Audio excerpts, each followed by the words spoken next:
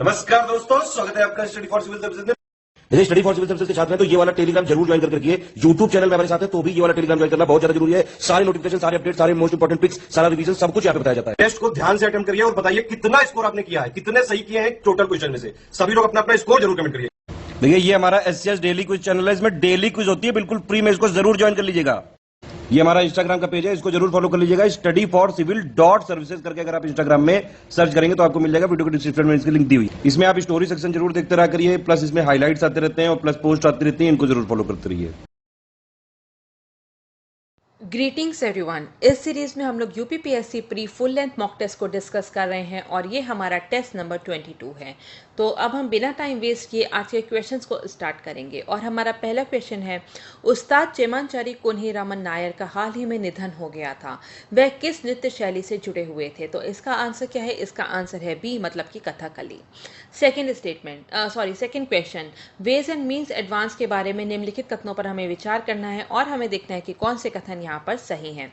तो पहला स्टेटमेंट क्या है? ये वाणिज्यिक बैंकों द्वारा छोटे और बड़े निवेशकों को प्रदान किए जाने वाले अस्थायी ऋण होते हैं। तो ये स्टेटमेंट यहाँ पर गलत दिया गया है, क्योंकि ये जो वेज एंड मीन्स एडवांस होते हैं, ये क्या होते हैं? ये आरबीआई द्वारा, ठीक है, आरबीआई द्वारा जो है इसको central government and state government को दिया जाता है, ताकि जितने भी उनके अस्थायी जितने भी एक्सपेंडिचर है, टेम्पररी एक्सपेंडिचर है, उनको पूरा किया जा सके। तो ये आरबीआई द्वारा जो है सेंट्रल गवर्नमेंट और स्टेट गवर्नमेंट को दिए जाते हैं। तो इसलिए यहाँ पे फर्स्ट स्टेटमेंट जो है ये गलत दिया गया है। सेकेंड स्टेटमेंट की बात करेंगे। वेज एंड मीन्स एडवांस जो है वो बिना किसी सिक्योरिटी और कोलेट्रल के दिया जाता है। ये स्टेटमेंट बिल्कुल सही है। क्यों? क्योंकि यहाँ पे जैसे कि हमने बात की आरबीआई द्वारा दिया जाता है सेंट्रल गवर्नमेंट और स्टेट गवर्नमेंट को, तो यहाँ पर कोई भी कोलेट्रल या फिर सिक्योरिटीज जो है वो नहीं रखी जाती हैं। तो सेकेंड स्टेटमेंट जो है यहाँ पर सही दिया गया है। तो आंसर क्या हो जाएगा? आंसर हो जाएगा हमारा बी, मतलब कि केवल सेकेंड स्टेटमेंट जो है यहाँ पर सही दिया गया है। और इस पर जो है रेट ऑफ इंटरेस्ट भी जो है वसूला जाता है, और रेट ऑफ इंटरेस्ट जो है यहाँ पे ये किसके इक्वल होता है? ये इक्वल होता है रेपो रेट के। तो ये फैक्ट जो है इसको जरूर से नोट कर लीजिएगा।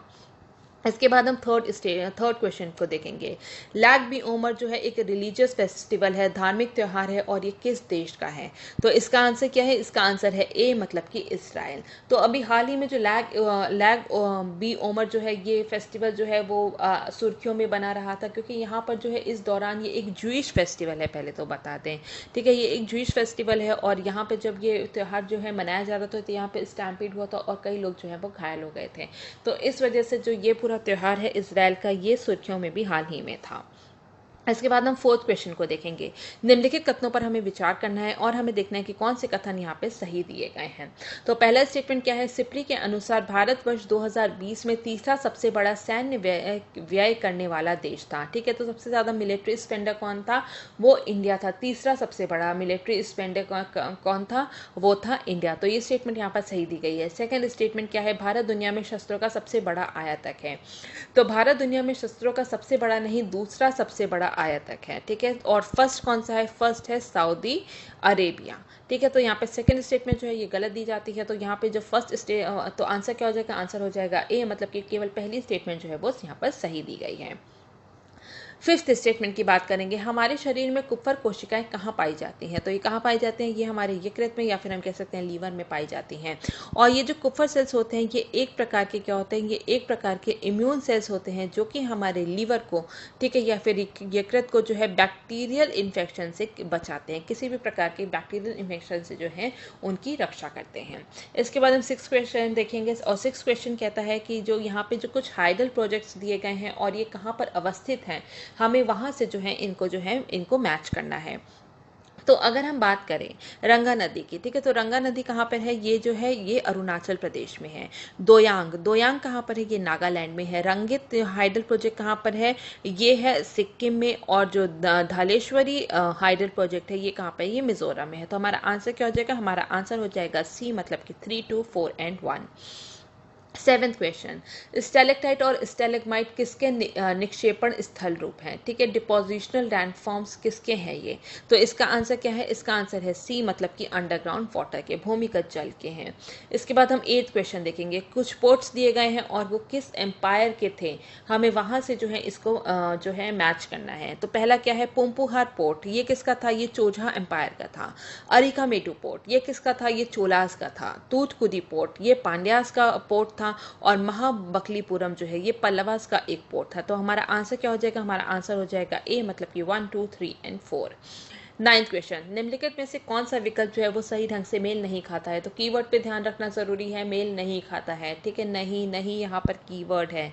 ठीक है, तो यहाँ पे आंसर क्या है? आंसर है बी, मतलब कि खांडगिरी गुफाएं। खांडगिरी गुफाएं कहाँ पर है? ये है ओडिशा में, ये मध्य प्रदेश में नहीं है। इसके बाद हम 10th क्वेश्चन को देखेंगे। ऑपरेशन समुद्र सेतु के बारे में निम्नलिखित कथनों पर हमें विचार करना है और हमें देखना है कि कौन से कथन यहाँ पर सही है। तो पहला स्टेटमेंट क्या है? ऑपरेशन समुद्र सेतु भारतीय नौसेना द्वारा शुरू किया गया था। बिल्कुल सही है, ये इंडियन नेवी के द्वारा शुरू किया गया था। सेकेंड स्टेटमेंट क्या है? ऑपरेशन समुद्र सेतु 1 को कोविड महामारी के दौरान विदेशों में फंसे भारतीय नागरिकों को वापस लाने के लिए शुरू किया गया था। बिल्कुल सही स्टेटमेंट है। और इसको कब लॉन्च किया गया था? मई 2020 को इसको लॉन्च किया गया था, ऑपरेशन समुद्र सेतु 1 को, ताकि जितने भी बाहर के जो इंडिया के बाहर जो इंडिया के सिटीजन जो फंसे हुए हैं उनको वापस इंडिया में लाया जा सके पैंडेमिक के दौरान। थर्ड स्टेटमेंट, मालदीव से तरल ऑक्सीजन से भरे टैंकों को मुंबई लाने के लिए ऑपरेशन समुद्र सेतु द्वितीय शुरू किया गया था। बिल्कुल सही स्टेटमेंट है। और तो इसलिए इसका आंसर क्या हो जाएगा? आंसर हो जाएगा 1, 2 एंड 3। ये तीनों ही जो स्टेटमेंट है यहाँ पर सही दिए गए हैं। और ऑपरेशन समुद्र सेतु 2 जो है इसके लिए 2 शिप्स को जो है यहाँ पर जो है वो इंस्टॉल किया गया था। वो कौन से थे? INS तलवार और INS कोलकाता। ठीक है, INS तलवार और INS कोलकाता, इसमें जो है यहाँ पर इनको डिप्लॉय किया गया था।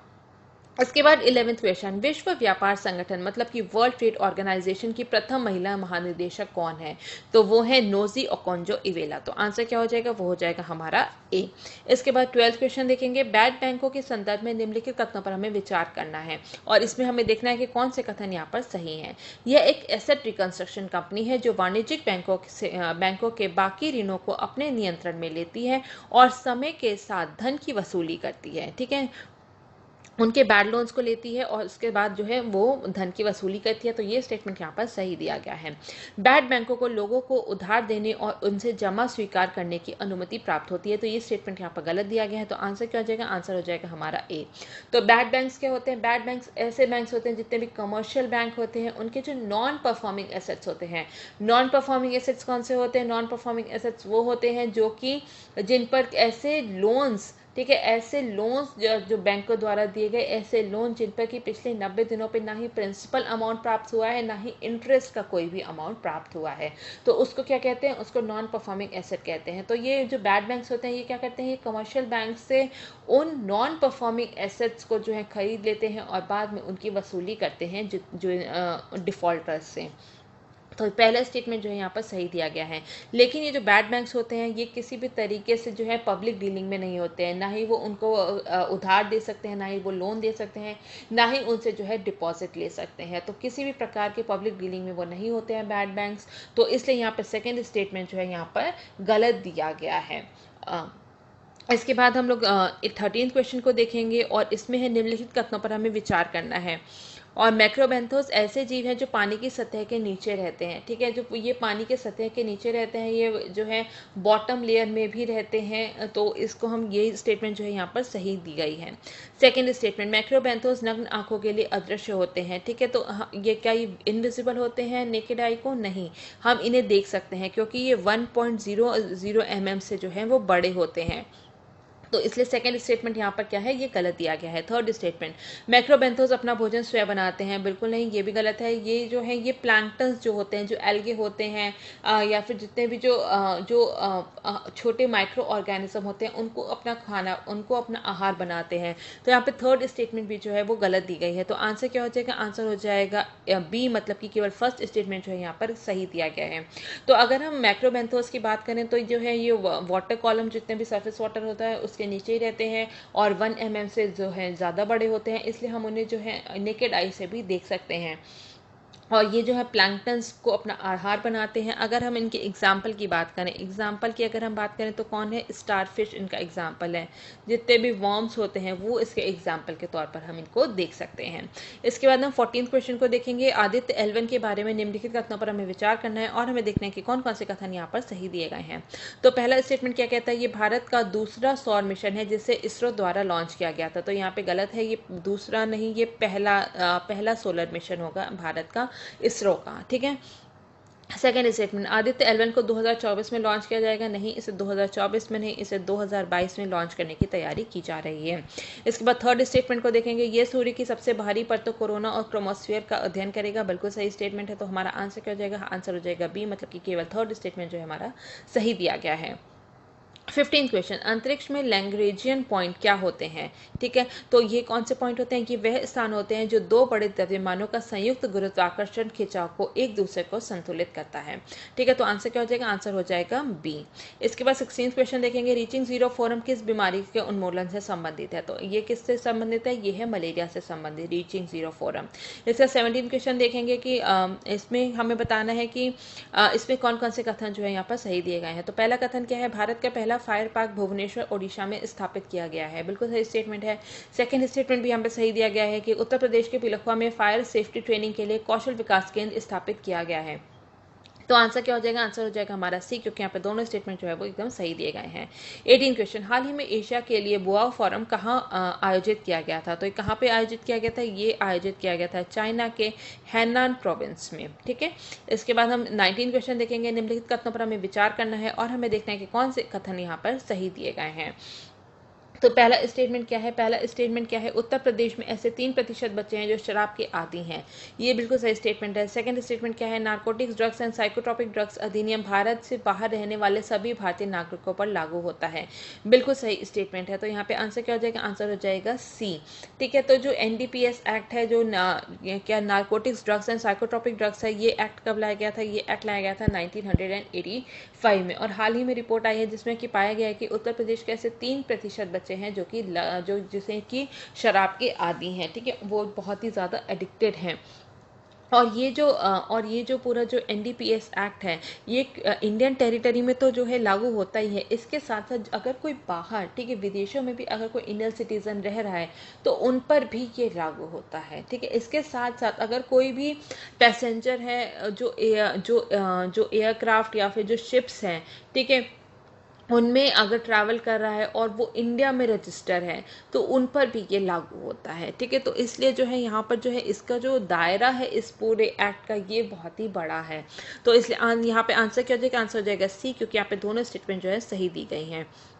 इसके बाद हम बात करेंगे सेंटिनलीज के बारे में। ठीक है, यहाँ पे सेंटिनलीज के बारे में हम लोग बात करेंगे, जो कि क्या है? जो कि एक ट्राइब, ये एक ट्राइब है, सेंटिनलीज ट्राइब। तो उनके बारे में हमें बताना है कि यहाँ पे कौन से कथन जो है यहाँ पर सही दिए गए हैं।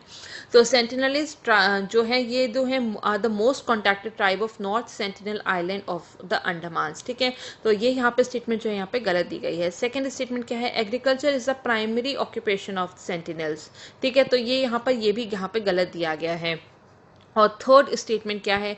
दे are listed under PVTGs, particularly vulnerable tribal groups of the government of India. ये स्टेटमेंट यहाँ पर बिल्कुल सही दिया गया है। तो आंसर क्या हो जाएगा? आंसर हो जाएगा हमारा बी, मतलब कि केवल थर्ड स्टेटमेंट जो है यहाँ पर सही दिया गया है। तो जो सेंटिनलीज हैं ये कहाँ रहते हैं? ये नॉर्थ अंडमान में रहते हैं, नॉर्थ अंडमान में रहते हैं। और ये बाहरी लोगों से बिल्कुल भी इनका कोई भी कॉन्टैक्ट नहीं है। ठीक है, इनका कोई भी कॉन्टैक्ट नहीं है ये। और ये क्या होते हैं? ये होते हैं नेग्रिटो ट्राइब्स हैं। ठीक है, नेग्रिटो ट्राइब्स हैं।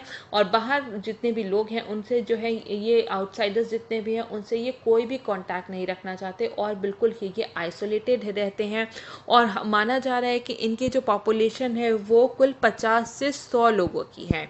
ठीक है, और ये जो है जितने भी, अगर इनके बारे में अगर हम बात करेंगे कि हमें इनके बारे में जितने भी हमें डेटास प्राप्त हैं, डेटास कैसे प्राप्त होते हैं इनके बारे में, जितने भी फोटोग्राफिंग के थ्रू जो हमारे पास डेटास प्राप्त होते हैं उसमें ये पाया गया है कि ये जितने भी ये जो सेंटिनलीज ट्राइब हैं ये क्या करते हैं? ये हंटर होते हैं, गैदरर्स होते हैं। और ये जो है अपना जो फूड होता है ये फिशिंग, हंटिंग या फिर वाइल्ड प्लांट्स, जितने भी जंगली पौधे होते हैं उनको जो है अपना आहार बनाते हैं। और और यहाँ पे एग्रीकल्चर का कोई भी साक्ष्य प्राप्त नहीं हुआ है जितने भी फोटोग्राफ्स मिले हैं।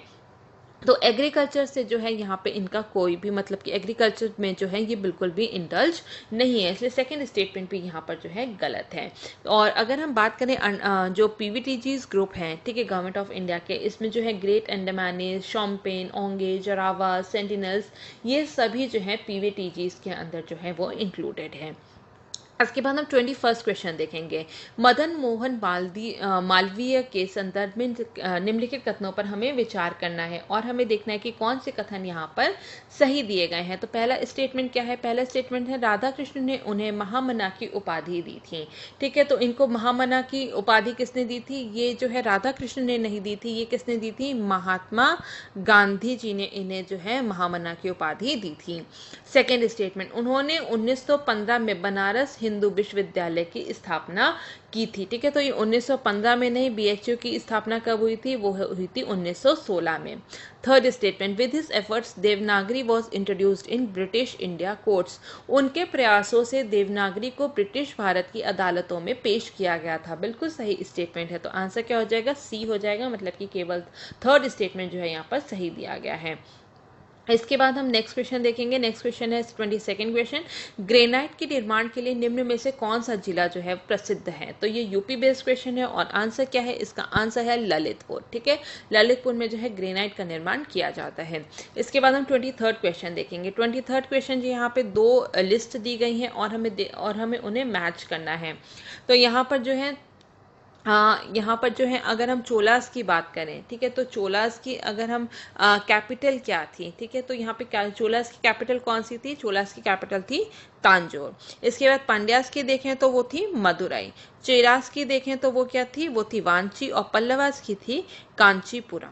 ठीक है, पल्लवास की क्या थी? कांचीपुरम थी। तो इसका आंसर क्या हो जाएगा? इसका आंसर हो जाएगा सी, मतलब कि 2, 4, 1 और 3।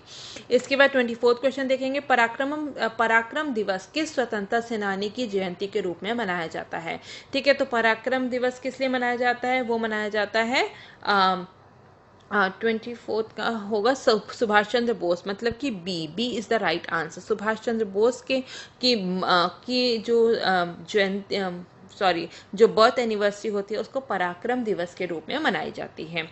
इसके बाद 25th क्वेश्चन देखेंगे। इजारा प्रणाली के बारे में निम्नलिखित कथनों पर हमें विचार करना है और हमें देखना है कि कौन से कथन जो है सही नहीं है। ठीक है, तो यहाँ पे कीवर्ड क्या है? हमें रॉन्ग स्टेटमेंट को यहाँ पर सेलेक्ट करना है। रॉन्ग स्टेटमेंट को सेलेक्ट करना है।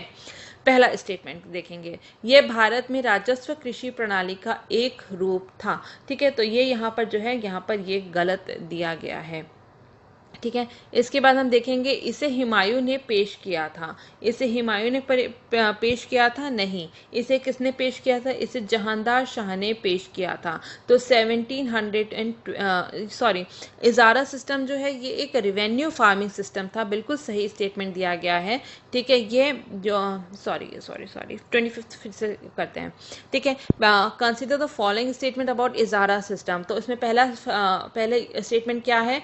ये भारत में राजस्व कृषि प्रणाली का एक रूप था। बिल्कुल सही स्टेटमेंट है। और इसे हुमायूं ने पेश किया था, ये गलत स्टेटमेंट है। तो इसे पेश किसने किया था?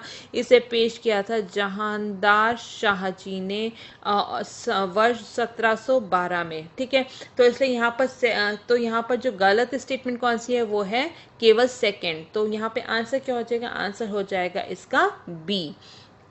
26 क्वेश्चन, विटामिन सी के संदर्भ में निम्नलिखित पर विचार करना है। ठीक है, तो पहला स्टेटमेंट क्या है? It helps in collagen building. बिल्कुल सही है, ये कोलेजन के निर्माण में मदद करता है। सेकेंड स्टेटमेंट क्या है? सेकेंड स्टेटमेंट है ये शरीर में आयरन को अवशोषित करने में मदद करता है। बिल्कुल सही स्टेटमेंट है। ये वसा और जल दोनों में घुलनशील होता है। नहीं, ये केवल वाटर सॉल्यूबल होते हैं। ठीक है, वाटर सॉल्यूबल होते हैं विटामिन सी केवल। ठीक है, वाटर सॉल्यूबल। तो इसलिए थर्ड स्टेटमेंट जो है यहाँ पे रॉन्ग दिया गया है। फोर्थ स्टेटमेंट क्या है? ये रोग प्रतिरोधक क्षमता को बढ़ाने में मदद करता है। ठीक है, जैसे कि यहाँ पे अभी पैंडेमिक के दौरान भी कहा जाता है विटामिन सी बहुत ज़्यादा खाओ, क्योंकि ये हमारी इम्यूनिटी को बढ़ाता है। तो इसलिए फोर्थ स्टेटमेंट जो है यहाँ पर सही दिया गया है। तो आंसर क्या हो जाएगा? आंसर हो जाएगा सी, मतलब कि 1, 2 और 4। ठीक है। तो यहाँ अगर हम विटामिन की बात करें तो विटामिन दो प्रकार के होते हैं, ठीक है। एक होता है वाटर सॉल्यूबल और दूसरा क्या होता है, दूसरा होता है फैट सॉल्यूबल। तो वाटर सॉल्यूबल कौन कौन से विटामिन होते हैं, वो होते हैं vitamin B and vitamin C. बाकी सभी जितने भी विटामिन ए, डी, ई जितने भी होते हैं वो सब क्या होते हैं, वो सब होते हैं फैट सॉल्यूबल, ठीक है। और ऐसा कोई भी विटामिन नहीं है जो कि फैट सॉल्यूबल और वाटर सॉल्यूबल दोनों हो। तो इसलिए यहाँ पर जो थर्ड स्टेटमेंट जो है यहाँ पे गलत दिया गया है। 27th क्वेश्चन, मैक्स 1407 किसकी अधिक उपज देने वाली और कीट प्रतिरोधी किस्म है, ठीक है। High yielding and pest resistant variety किसकी है, मैक्स 1407 की अगर हम बात करें तो ये है ए सोयाबीन की, ठीक है। आंसर क्या हो जाएगा, ए सोयाबीन। 28 क्वेश्चन, तृतीय आंग्ल मराठा युद्ध के संदर्भ में निम्नलिखित कथनों पर हमें विचार करना है, थर्ड एंग्लो मराठा वॉर के बारे में, ठीक है। तो इस और हमें देखना है कि कौन से कथन जो है यहाँ पर सही दिए गए हैं। तो पहला क्या है, तृतीय आंग्ल मराठा युद्ध वॉरेन हेस्टिंग के कार्यकाल में लड़ा गया था, बिल्कुल सही स्टेटमेंट है। उस टाइम जो है उस टाइम किसका कार्यकाल था, वॉरेन हेस्टिंग का था। सेकेंड स्टेटमेंट, तृतीय आंग्ल मराठा युद्ध अंग्रेजों और पिंडारियों के बीच का संघर्ष था, बिल्कुल सही स्टेटमेंट है। ये सालबाई की संधि के साथ समाप्त हो गया था, ठीक है। तो ये यहाँ पे ये गलत दिया गया है। तो आंसर क्या हो जाएगा, आंसर हो जाएगा ए, मतलब कि केवल 1 और 2 स्टेटमेंट जो है यहाँ पर सही दिए गए हैं। इसके बाद हम 29 क्वेश्चन को देखेंगे। 29 क्वेश्चन है, यहाँ पे दो लिस्ट दी गई हैं जिनको कि हमें मैच करना है, ठीक है। तो कुछ मूवमेंट्स दिए गए हैं, वो कौन से रीजन में वो मूवमेंट जो है स्टार्ट हुए थे, तो हमें उनकी जो है उनको यहाँ पे मैच करना है। तो पहला क्या है, पहला है बकाश मूवमेंट। बकाश मूवमेंट कहाँ से शुरू किया गया था, ये जो है बिहार का एक बहुत ही इंपॉर्टेंट जो है मूवमेंट था।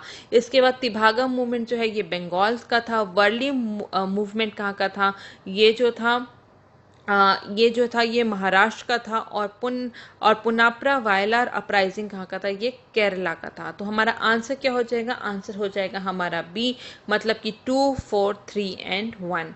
इसके बाद 30th क्वेश्चन, उत्तर प्रदेश किसान सभा की स्थापना किनके प्रयासों द्वारा की गई थी। उत्तर प्रदेश किसान सभा was set up with the efforts of home. तो इसका आंसर क्या है, इसका आंसर है बी, मतलब कि 1, 2 और 4, ठीक है। मतलब कि गौरी शंकर मिश्रा, मदन मोहन मालवीय और इंद्र नारायण द्विवेदी, इनके एफर्ट से जो है उत्तर प्रदेश किसान सभा की स्थापना जो है वो की गई थी। इसके बाद 31st क्वेश्चन, भारत में स्थानीय स्वशासन के बारे में निम्नलिखित कथनों पर हमें विचार करना है। Local self government in India के बारे में हमें विचार करना है। और यहाँ पर जो है हमें देखना है कि कौन कौन से स्टेटमेंट जो है यहाँ पे करेक्ट हैं, यहाँ पे कौन से कथन जो है सही हैं। पहला स्टेटमेंट क्या है, उत्तरामेर मंदिर का शिलालेख चोल काल के दौरान स्थापित ग्राम सभाओं का विवरण देता है, ठीक है। तो इसमें यहाँ पे क्या ग्राम सभाओं का विवरण देता है, उत्तरामेर मंदिर का शिलालेख चोल काल के दौरान स्थापित ग्राम सभाओं का विवरण देता है, बिल्कुल सही स्टेटमेंट है। सेकेंड स्टेटमेंट है, ऋग्वेद के समय स्वशासी ग्राम निकाय मौजूद थे, बिल्कुल सही स्टेटमेंट है। थर्ड स्टेटमेंट क्या है, अशोक मेहता समिति ने पहले स्वतंत्र भारत में लोकतांत्रिक विकेंद्रीकरण की सिफारिश की थी, ठीक है। तो यहाँ पर ये स्टेटमेंट जो है यहाँ पर ये स्टेटमेंट जो है ये गलत है, क्योंकि ये अशोक मेहता समिति नहीं थी। ये कौन सी समिति थी, ये थी बलवंत राय कमेटी, ठीक है। बलवंत राय मेहता कमेटी थी जिन्होंने की सबसे पहले डेमोक्रेटिक डिसेंट्रलाइजेशन की बात की थी इंडिपेंडेंट इंडिया में, स्वतंत्र भारत में, ठीक है। तो इसलिए यहाँ पे थर्ड स्टेटमेंट जो है ये गलत हो जाता है। फोर्थ स्टेटमेंट, पंचायती राज संस्था को 73वें 73rd संशोधन अधिनियम 1991 के माध्यम से संवैधानिक बनाया गया था, ठीक है। तो यहाँ पे जो है ये स्टेटमेंट भी गलत है, क्योंकि 73rd कॉन्स्टिट्यूशनल अमेंडमेंट तो था, एक्ट तो था, लेकिन 1991 में नहीं 1992 में आया था, ठीक है। तो इसलिए जो थर्ड एंड फोर्थ जो दोनों स्टेटमेंट है ये गलत हो जाती हैं। तो आंसर क्या होगा, आंसर होगा हमारा डी, मतलब कि केवल फर्स्ट एंड सेकेंड स्टेटमेंट। इसके बाद 32 देखेंगे। 32nd क्वेश्चन, निम्नलिखित में से कौन सा विकल्प सही ढंग से मेल खाता है, ठीक है। सही ढंग से मेल खाता है, हमें नहीं हमें देखना है कि कौन से सही पेयर हैं यहाँ पर। तो यहाँ पर अगर हम बात करें, ठीक है, तो अगर हम बात करें तो आंसर क्या होगा, कैकोस द्वीप समूह। कैकोस आइलैंड कहाँ पर है, ठीक है, कैकोस आइलैंड जो है वो south east of Bahamas island in Atlantic ocean, ठीक है, तो ये अटलांटिक ओशियन में है कैकोस आइलैंड, ठीक है, तो ये यहाँ पर गलत हो जाता है। विक्टोरिया द्वीप, विक्टोरिया द्वीप क्या है, ये आर्कटिक ओशियन में है और इसका ये थर्ड लार्जेस्ट आइलैंड है। तीसरा सबसे बड़ा जो द्वीप आर्कटिक ओशियन का है वो कौन सा है, विक्टोरिया द्वीप है। तो ये एकदम सही ये सही पेयर है। और थर्ड पेयर क्या है, कोडियक आइलैंड। कोडियक आइलैंड कहाँ पर है, ये जो है ये गल्फ ऑफ अलास्का में लोकेटेड है, पैसिफिक ओशियन में, प्रशांत महासागर में। तो थर्ड भी जो है यहाँ पे गलत दिया जाता है। तो आंसर क्या हो जाएगा, आंसर हो जाएगा बी, मतलब कि केवल सेकेंड पेयर जो है, जो सेकेंड पेयर जो है ये केवल सही दिया गया है। इसके बाद हम 33rd क्वेश्चन को देखेंगे। लघु हिमालय की सबसे दक्षिणी सीमा कौन सी है, the southern most range of lesser Himalaya is, ठीक है, तो इसका आंसर क्या है, इसका आंसर है सी, मतलब कि धौलाधार रेंज, ठीक है। इसके बाद हम देखेंगे 34th क्वेश्चन। उत्तर से दक्षिण की ओर बढ़ते हुए निम्नलिखित द्वीप को व्यवस्थित करना है हमें, ठीक है, तो ये क्या है, ये जापान के आइलैंड है। जापान जो है वो कई सारे आइलैंड से बनकर मिलकर बना हुआ है। तो हमें इस जापान के ये जो आइलैंड्स हैं हमें इन्हें नॉर्थ टू साउथ में क्या करना है, हमें इन्हें लगाना है। तो सबसे पहले अगर हम देखें तो सबसे पहले कौन सा है, सबसे पहले है होकाइडो आइलैंड, ठीक है, इसके बाद कौन सा है, इसके बाद है होन्शु आइलैंड, और उसके बाद है शिकोकू आइलैंड, और अंत में कौन सा है, वो क्यूशु आइलैंड है, ठीक है। तो इसका में क्या हो जाएगा, 4, 2, 3 एंड 1। तो आंसर क्या हो जाएगा, आंसर हो जाएगा डी। इसके बाद हम 35th क्वेश्चन को देखेंगे। निम्नलिखित हिमालय की चोटियों को पश्चिम से पूर्व की ओर व्यवस्थित करें, ठीक है, वेस्ट टू ईस्ट में हमें जो है इसको जो है व्यवस्थित करना है। तो पहला क्या है, पहला जो है अन्नपूर्णा है, सेकंड क्या है, मकालू है, ठीक है, मकालू है, थर्ड क्या है, कंचनजंगा है, और फोर्थ क्या है, नामचा बारवा है। तो आंसर क्या हो जाएगा, आंसर हो जाएगा ए, मतलब कि 1, 2, 3 एंड 4। इसके बाद हम 36 क्वेश्चन को देखेंगे। और बरेल पहाड़ियों के बारे में निम्नलिखित कथनों पर हमें विचार करना है, ठीक है, बरेल हिल्स के बारे में, और हमें देखना है कि कौन से कथन यहाँ पर जो है यहाँ पर सही दिए गए हैं। तो सबसे पहले क्या है, ये पूर्वांचल की पहाड़ियों का हिस्सा है, ठीक है, पूर्वांचल हिल्स का हिस्सा है, बिल्कुल सही है। बराक नदी बरेल पहाड़ियों से निकलती है, बिल्कुल सही। इन पहाड़ियों का दक्षिण पश्चिम भाग नागालैंड और मणिपुर पहाड़ियों को अलग करता है, बिल्कुल सही स्टेटमेंट है। तो आंसर क्या हो जाएगा, आंसर हो जाएगा डी, कि उपरोक्त सभी स्टेटमेंट्स जो है यहाँ पर सही दिए गए हैं। 37th question. फेरिटिन के बारे में निम्नलिखित कथनों पर हमें विचार करना है। फेरिटिन जो कि बहुत ज़्यादा जो है अभी चर्चा में था, जब भी कोविड जिसको भी हुआ था तो उसका फेरिटिन टेस्ट जो है ज़रूर कराया जाता था। तो उसके बारे में जो है यहाँ पे हमें देखना है कि कौन कौन से कथन जो है यहाँ पर सही हैं, ठीक है। तो फेरिटिन के बारे में है, तो यहाँ पे ये नंबरिंग गलत दी गई है, यहाँ पे 1 और 2 होगा, ठीक है। तो फेरिटिन वह प्रोटीन होता है जो हमारे शरीर में आयरन को स्टोर करता है, ठीक है। फेरेटिन जैसे कि नाम से ही पता चल रहा है, फेरेटिन फेरस, ठीक है। तो अगर हम आयरन की बात करें तो आयरन का जो क्या वो जो सिंबल होता है वो क्या होता है, Fe, फेरेटिन, फेरस, ठीक है, फेरस जो होता है वो आयरन होता है। तो यहाँ पे अगर हम नाम से ही अगर हम देखें तो क्या है, फेरेटिन वह प्रोटीन होता है जो हमारे शरीर में आयरन को स्टोर करता है, बिल्कुल सही स्टेटमेंट है। और नेक्स्ट स्टेटमेंट है, सेकंड स्टेटमेंट क्या है, फेरेटिन मुख्य रूप से शरीर के यकृत की कोशिकाओं में जमा होता है, ठीक है। तो ये कहाँ जमा होता है, लीवर में होता है। ये बहुत ही इंपॉर्टेंट फैक्ट है, प्लीज़ इसको ज़रूर से नोट कर लीजिएगा कि कहाँ पे ये जो है ये लीवर सेल्स में जो है स्टोर होता है फेरेटिन। तो यहाँ पे ये दोनों ही स्टेटमेंट जो है सही दिए गए हैं, और आंसर क्या होगा, आंसर हो जाएगा सी, मतलब कि दोनों स्टेटमेंट यहाँ पर सही दिए गए हैं। और ये जो फेरेटिन चीज़ है इसको प्लीज़, ये बहुत ही ज़्यादा इंपॉर्टेंट है, ये आप लोग को पता भी होना चाहिए कि अगर हमारा किसी चीज़ का टेस्ट हो रहा है तो वो किस लिए टेस्ट हो रहा है, हमारी बॉडी का किस लिए टेस्ट हो रहा है, तो ये चीज़ पता होना चाहिए। 38th question. निम्नलिखित में से कौन सा देश नेट जीरो प्रोड्यूसर्स फोरम में शामिल नहीं है। नेट जीरो प्रोड्यूसर्स फोरम जो है उसमें कौन सा देश शामिल नहीं है, वो है बी, मतलब कि रशिया, ठीक है। ये एक कोऑपरेटिव फोरम है, ये क्या है, ये एक कोऑपरेटिव फोरम है जिसमें कि 5 देश हैं। यूएसए हो गया, ठीक है, यूएसए है, कनाडा है, सऊदी अरेबिया है, ठीक है, सऊदी अरेबिया है, कतर है और नॉर्वे है। इसमें रशिया जो है इसका हिस्सा नहीं है। तो हमारा आंसर क्या हो जाएगा? आंसर हो जाएगा बी। यहाँ पे दो लिस्ट दी गई हैं जिनको कि हमें मैच करना है। ठीक है, तो यहाँ पे कुछ बुक्स के नाम दिए गए हैं और हमें उनसे जो है उनके राइटर को मैच करना है। तो सबसे पहले अगर हम देखें तो सबसे पहले क्या है? सबसे पहले दिया गया है सोवियत एशिया। सोवियत एशिया किसके द्वारा लिखी गई थी? सोवियत एशिया लिखी गई थी एक सेकेंड। सोवियत एशिया जो है वो जवाहरलाल नेहरू द्वारा लिखी गई थी। इंडिया इन ट्रांजिशन ये किसके द्वारा लिखी गई थी? ये एम.एन. रॉय द्वारा लिखी गई थी। पीजेंट्री इन बंगाल ये किसके द्वारा लिखी गई थी? ये आर.सी. दत्त द्वारा लिखी गई थी। और इंडियन अनरेस्ट जो है ये वैलेंटाइन चिरोल द्वारा लिखी गई थी। तो आंसर क्या हो जाएगा? आंसर हो जाएगा हमारा बी, मतलब कि 1342। मुझे नहीं पता मतलब कि मैंने सही प्रोनाउंस किया है कि नहीं ये नाम, तो please pardon me for that अगर कुछ भी गलत है तो। इसके बाद हम 40th क्वेश्चन को देखेंगे। निम्नलिखित में से कौन सा विकल्प जो है वो सही से सुमेलित नहीं है, नॉट करेक्टली मैच। ठीक है, तो पहला क्या है? तो इसका आंसर क्या होगा? इसका आंसर होगा पुषाण, गॉड ऑफ लाइट नहीं। ये किसके थे? ये जो है पुषाण जो है इनको जो है ये जो है किसके? एनिमल्स के देवता माने गए थे। पुषाण जो है वो कैटल के प्रोटेक्टर, जितनी भी गाय वगैरह थी उनके प्रोटेक्टर के रूप में जो है इनको माना गया था।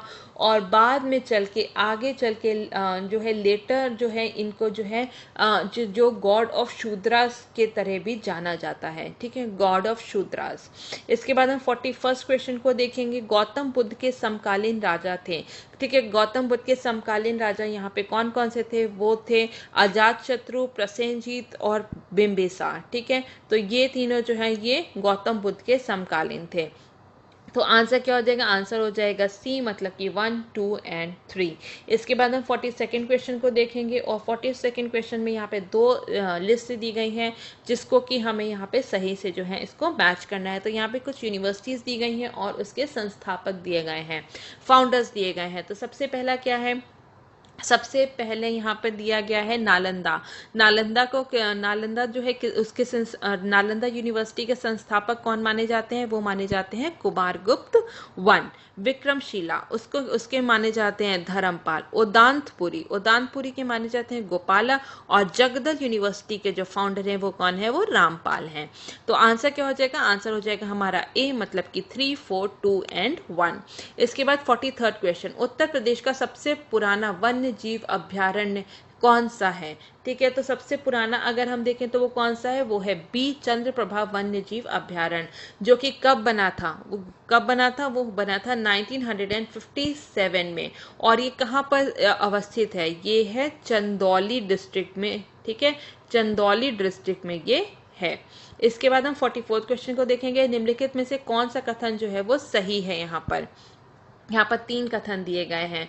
तो पहला स्टेटमेंट क्या है? चंबल नदी इटावा में यमुना में मिल जाती है। ठीक है, तो ये स्टेटमेंट यहाँ पर सही दी गई है। बेतवा नदी औरैया में यमुना से मिलती है, तो ये यहाँ पर गलत दिया गया है। और केन नदी बांदा के पास यमुना में मिल जाती है, ये भी बिल्कुल सही स्टेटमेंट है। तो आंसर क्या हो जाएगा? 1 एंड 3, मतलब कि सी जो है यहाँ पर इसका सही जवाब है। ठीक है, बेतवा नदी जो है, ठीक है, बेतवा नदी कहाँ मिलती है? ये यमुना में कहाँ पे मिलती है? ये हमीरपुर में। ठीक है, हमीरपुर में बेतवा नदी जो है वो यमुना में मिल जाती है।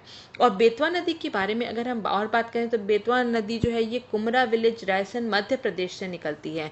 ठीक है, कुमरा विलेज से निकलती है मध्य प्रदेश में। ठीक है, और ये जो है ये अगर हम उत्तर प्रदेश की बात करें, बेतवा जो है वो कौन कौन से डिस्ट्रिक्ट से होके गुजरती है? वो होती है झांसी से, औरैया से, फिर है जालौन से, और फिर हमीरपुर में। हाँ, ठीक है, और हमीरपुर में ये यमुना से मिल जाती है। ठीक है, तो ये 4 डिस्ट्रिक्ट से होके गुजरती है बेतवा नदी उत्तर प्रदेश में।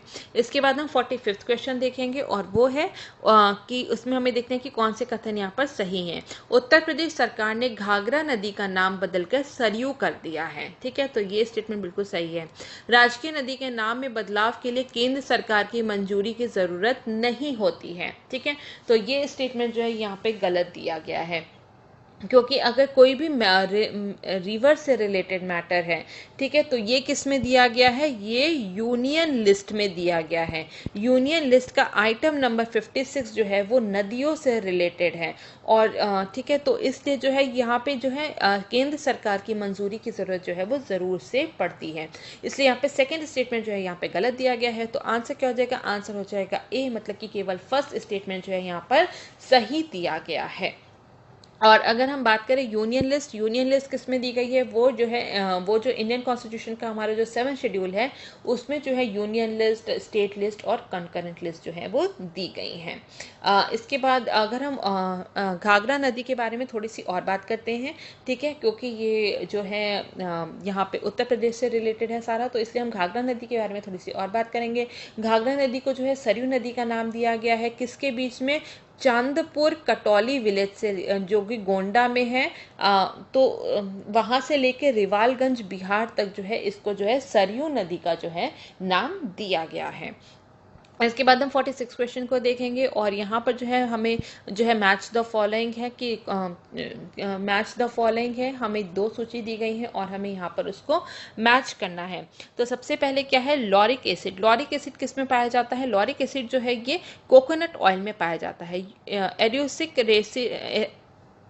आई don't know how to pronounce it. Erucic acid जो है ये किस में पाया जाता है, ये पाया जाता है रेपसीड ऑयल में।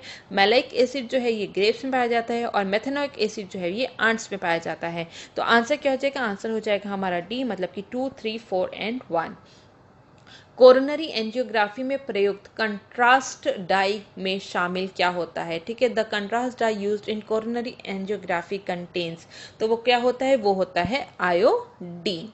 इसके बाद 48 क्वेश्चन देखेंगे। हाल ही में उत्तर प्रदेश सरकार ने किस समुदाय के सर्वांगीण विकास के लिए नवीन रोजगार योजना शुरू की है, ठीक है, तो इसके लिए, तो किसके लिए है ये, जो है ये अनुसूचित जाति के लिए, मतलब कि शेड्यूल कास्ट के लोगों के लिए जो है नवीन रोजगार छतरी योजना की शुरुआत की है उत्तर प्रदेश सरकार ने। इसके बाद हम 49 क्वेश्चन देखेंगे, और निम्नलिखित कथनों पर हमें विचार करना है और हमें देखना है कि यहाँ पे कौन से कथन जो है वो सही है।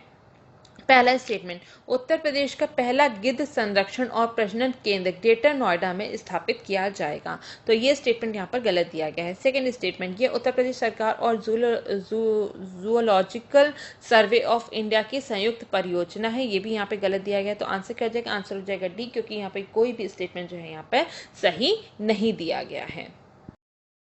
तो ये जो उत्तर प्रदेश का जो पहला गिद्ध संरक्षण और प्रजनन केंद्र है, मतलब कि जो ब्रीडिंग सेंटर है, vulture conservation and breeding centre जो है, ये कहाँ पर बनाया जा रहा है, ये बनाया जा रहा है गोरखपुर में, ठीक है, कहाँ पे बनाया जा रहा है, ये बनाया जा रहा है गोरखपुर में। गोरखपुर में भी अगर हम बात करें तो भारी बेसई, ठीक है, भारी बेसई विलेज में बनाया जा रहा है, और जो कि फरेंदा रेंज में आता है, ठीक है, तो ये यहाँ पर जो है इसको बनाया जा रहा है, स्थापित किया जा रहा है, क्या, उत्तर प्रदेश का पहला vulture conservation and breeding centre, ठीक है। इसके बाद अगर हम सेकेंड स्टेटमेंट को देखें तो ये किसका जॉइंट वो है, ये जो जॉइंट प्रोजेक्ट है इसको बनाया जा रहा है गोरखपुर फॉरेस्ट डिवीजन के द्वारा, ठीक है, गोरखपुर फॉरेस्ट डिवीजन के द्वारा बनाया जा रहा है।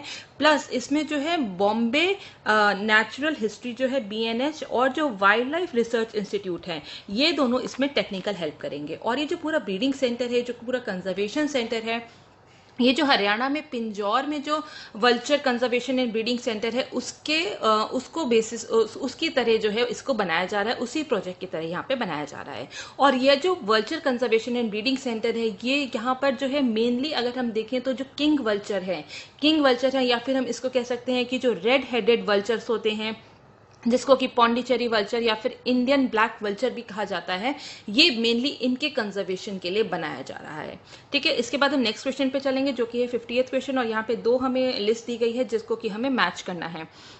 तो यहाँ पर अगर हम देखें तो यहाँ पे कुछ जो टॉयज हैं, जो लोकल टॉयज होते हैं, वुडन टॉयज होते हैं, उसके बारे में दिया गया है, और वो कौन से स्टेट को बिलोंग करते हैं, हमें वहां से उसको मैच करना है। तो अगर सबसे पहले अगर हम बात करें तो क्या है, छन्नपटना टॉयज जो है ये कहाँ का है, ये कर्नाटका का है। फिर इसके बाद अगर हम देखें कोंडापल्ली टॉयज कहाँ का है, ये है आंध्र प्रदेश का। फिर है अश्री कंडी टॉयज, ये कहाँ पे है, ये है असम के टॉयज हैं। और निर्मल टॉयज जो है ये तेलंगाना के हैं। तो जैसा कि आजकल जो इंडियन जो लोकल टॉयज़ इंडस्ट्री को बहुत ही ज़्यादा जो बूस्ट दिया जा रहा है, उसकी वजह से जो यहाँ पे अलग अलग रीजन के जो टॉयज़ जो हैं इनको यहाँ पे बढ़ावा देने की बात की जा रही है। तो इसी वजह से जो ये क्वेश्चन है ये बहुत ही ज़्यादा इंपॉर्टेंट होता है, ठीक है। जो और ये जो छन पन्ना टॉयज़ जो है आजकल सुर्खियों में बहुत बना हुआ है, जो कि वुडन टॉयज़ होते हैं, जो कि कर्नाटका के जो रूरल डिस्ट्रिक्ट हैं, जो ग्रामीण इलाके हैं, वहाँ पर इनको बनाया जाता है। कांडीपल्ली टॉयज़ की अगर हम बात करें, ठीक है, कांडीपल्ली टॉयज़ की बात करें तो ये भी वुडन टॉयज़ होते हैं, जो कि विजयवाड़ा में बनाए जाते हैं, आंध्र प्रदेश विजयवाड़ा में बनाए जाते हैं। और अगर हम बात करें पर्टिकुलरली तो ये कृष्णा डिस्ट्रिक्ट में बनाए जाते हैं। निर्मल टॉयज़ जो है ये निर्मल टाउन आदिलाबाद में बनाए जाते हैं, जो कि तेलंगाना में है, ठीक है। तो यहाँ पे अगर हम इसका आंसर देखें तो इसका आंसर क्या हो जाएगा सी, मतलब कि 2, 1, 4 एंड 3। इसके बाद हम 51st क्वेश्चन की बात करेंगे। तो मोनपा हस्त निर्मित कागज के संदर्भ में निम्नलिखित कथनों पर हमें विचार करना है और इसमें से हमें देखना है कि कौन कौन से स्टेटमेंट जो है यहाँ पर सही दिए गए हैं, ठीक है। तो अगर हम पहला स्टेटमेंट देखें तो पहला स्टेटमेंट क्या है? पहला स्टेटमेंट है खादी और ग्राम उद्योग आयोग अरुणाचल प्रदेश में एक मोनपा हस्त निर्मित कागज बनाने की इकाई स्थापित करेगा, ठीक है। तो किसके द्वारा स्थापित की जा रही है ये ध्यान में रखना बहुत जरूरी है, जो कि है khadi and village industries commission के द्वारा, और ये जो है अरुणाचल प्रदेश में ही बनाया जा रहा है। तो ये स्टेटमेंट जो है यहाँ पे बिल्कुल सही दिया गया है। इसके बाद हम नेक्स्ट देखेंगे, जैन शास्त्र लिखने के लिए कागज का उपयोग किया जाता था। तो एक जैन शास्त्र लिखने के लिए नहीं, ये जो बुद्धिस्ट शास्त्र थे, ठीक है, जो बौद्ध शास्त्र थे, जो उसके लिए बुद्धिस्ट हिम्स जो थे, जितने भी स्क्रिप्चर्स थे उन मोनास्ट्रीज में, उसके लिए इसको यूज किया जाता था, इस हस्त निर्मित पेपर का, ठीक है, जिसको कि कहते हैं मोनपा पेपर्स। तो यहाँ पे सेकेंड स्टेटमेंट जो है ये यहाँ पे गलत हो जाता है। थर्ड स्टेटमेंट क्या है? कागज शुगु शेंग नामक एक स्थानीय पेड़ की छाल से प्राप्त किया जाता है, ठीक है। तो ये स्टेटमेंट भी यहाँ पर सही है। तो आंसर क्या हो जाएगा? ए, मतलब कि केवल फर्स्ट और 3 स्टेटमेंट यहाँ पर सही है। तो आंसर क्या है? यहाँ पर ए है। इसका 52nd क्वेश्चन को देखेंगे, निम्नलिखित कथनों पर विचार करें और गलत कथन का चयन करना है। तो यहाँ पे क्या है, हमें जो है गलत कथन, मतलब कि जो रॉन्ग स्टेटमेंट है उसका चयन करना है। तो यहाँ पे जो कीवर्ड्स हैं इस पर ध्यान देना हमें बहुत ज्यादा जरूरी है। मैं बार बार रिपीट करती हूँ क्योंकि इससे बहुत ज्यादा गलती होने की चांसेस रहती हैं पेपर में। तो यहाँ पे इस चीज पर ध्यान देना बहुत ही ज्यादा जरूरी है।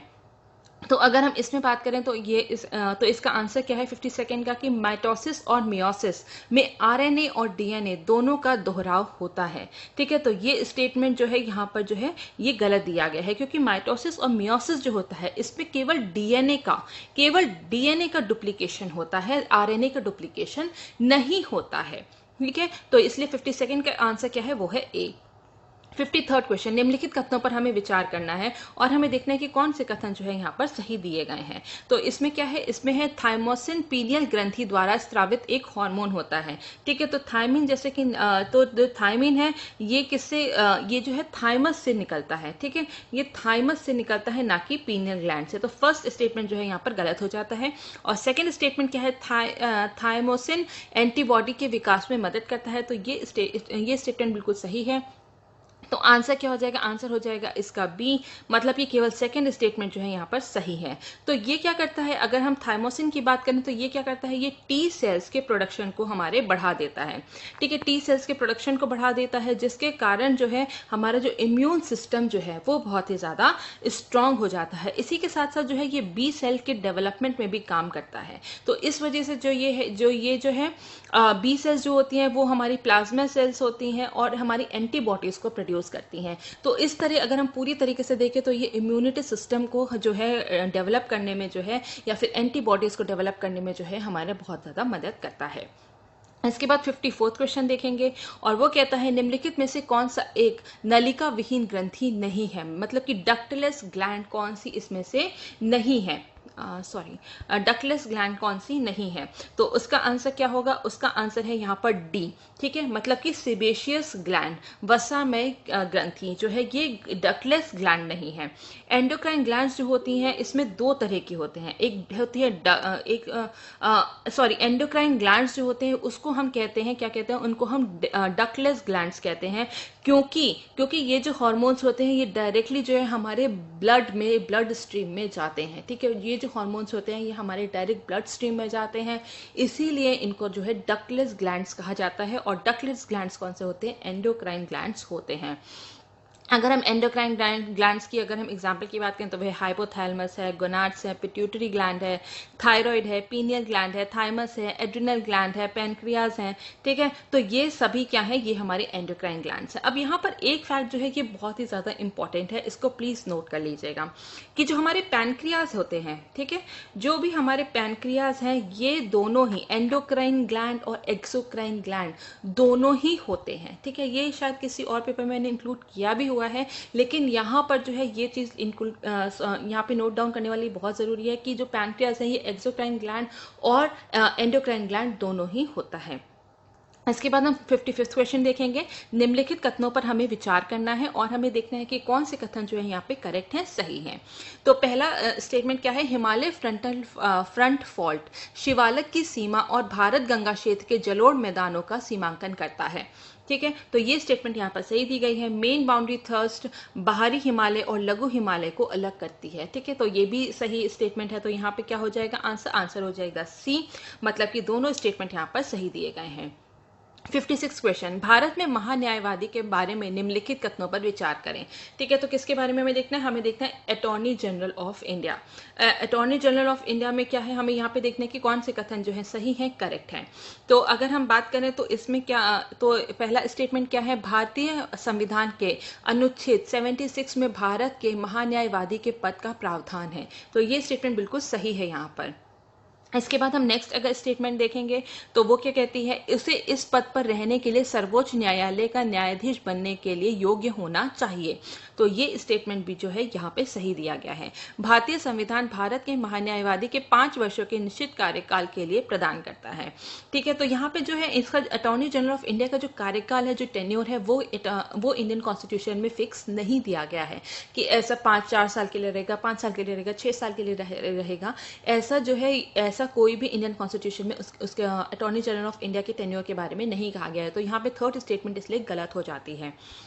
इसके बाद फोर्थ देखते हैं, उनकी नियुक्ति भारत के मुख्य न्यायाधीश द्वारा की जाती है, मतलब कि चीफ जस्टिस ऑफ इंडिया द्वारा की जाती है। ये भी गलत है क्योंकि इनकी नियुक्ति किसके द्वारा होती है प्रेसिडेंट के द्वारा। तो यहाँ पर हमारा जो केवल फर्स्ट और सेकंड स्टेटमेंट जो है वो सही है। तो हमारा आंसर क्या हो जाएगा, वो हो जाएगा सी, मतलब कि ओनली 1 और 2। इसके बाद 57 क्वेश्चन को देखेंगे, संकल्प से सिद्धि योजना किसके द्वारा शुरू की गई थी। तो ये किसके द्वारा शुरू की गई है, ये की गई है ट्राइफेड के द्वारा, ठीक है, मतलब कि tribal cooperative marketing federation of India, ठीक है। Sorry, this not TRIFED, sorry, tribal cooperative marketing federation of India के द्वारा जो है इसको जो है यहाँ पर शुरुआत की गई है। और ये एक विलेज एंड डिजिटल ड्राइव है, ठीक है। ये एक विलेज एंड डिजिटल ड्राइव है जिसमें कि जो है यहाँ पे लोग जितने भी ट्राइबल्स के सामान होते हैं, जितने प्रोडक्शन होता है, उसके बारे में उसको और बढ़ावा देने के लिए जो है ये पूरी स्कीम लेके आई गई है।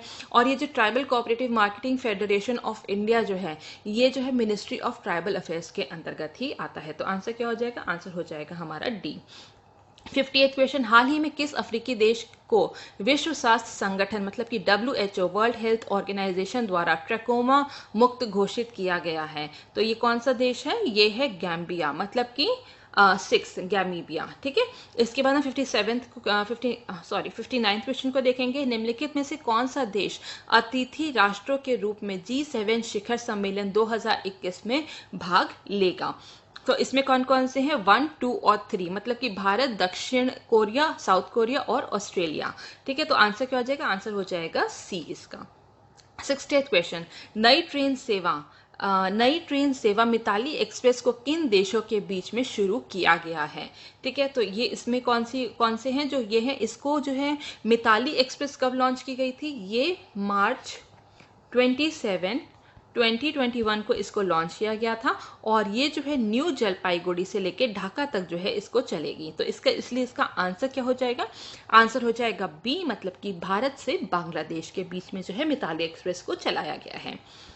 61 क्वेश्चन की बात करेंगे, G7 के बारे में निम्नलिखित कथनों पर हमें विचार करना है और हमें देखना है कि कौन से स्टेटमेंट जो है यहाँ पर सही दिए गए हैं, ठीक है। तो पहला स्टेटमेंट क्या है, पहला स्टेटमेंट है G7 की स्थापना 1975 में हुई थी, बिल्कुल सही है। G7 का मुख्यालय लंदन में स्थित है, ये गलत है क्योंकि G7 का कोई मुख्यालय है ही नहीं, हेडक्वार्टर इसका कोई है ही नहीं। तो इसलिए सेकंड स्टेटमेंट जो है यहाँ पे गलत दी गई है और थर्ड स्टेटमेंट भी यहाँ पे सही दी गई है कि G7 सम्मेलन 2021 का आयोजन लंदन में किया जाएगा। तो आंसर क्या हो जाएगा, बी हो जाएगा। फर्स्ट एंड थर्ड स्टेटमेंट जो है इसका सही दिया गया है। 62nd क्वेश्चन, किस शासक ने अपने शासनकाल के दौरान मुद्रा सिक्कों पर बुद्ध की आकृति बनवाई थी? तो ये कौन थे, ये कौन से शासक थे? ये थे कनिष्क, मतलब कि C is the right answer. 63rd question, निम्नलिखित कथनों पर विचार करना है और हमें देखना है कि उपरोक्त में से कौन से कथन जो है यहाँ पर सही दिए गए हैं। तो पहला क्या है, अल बरूनी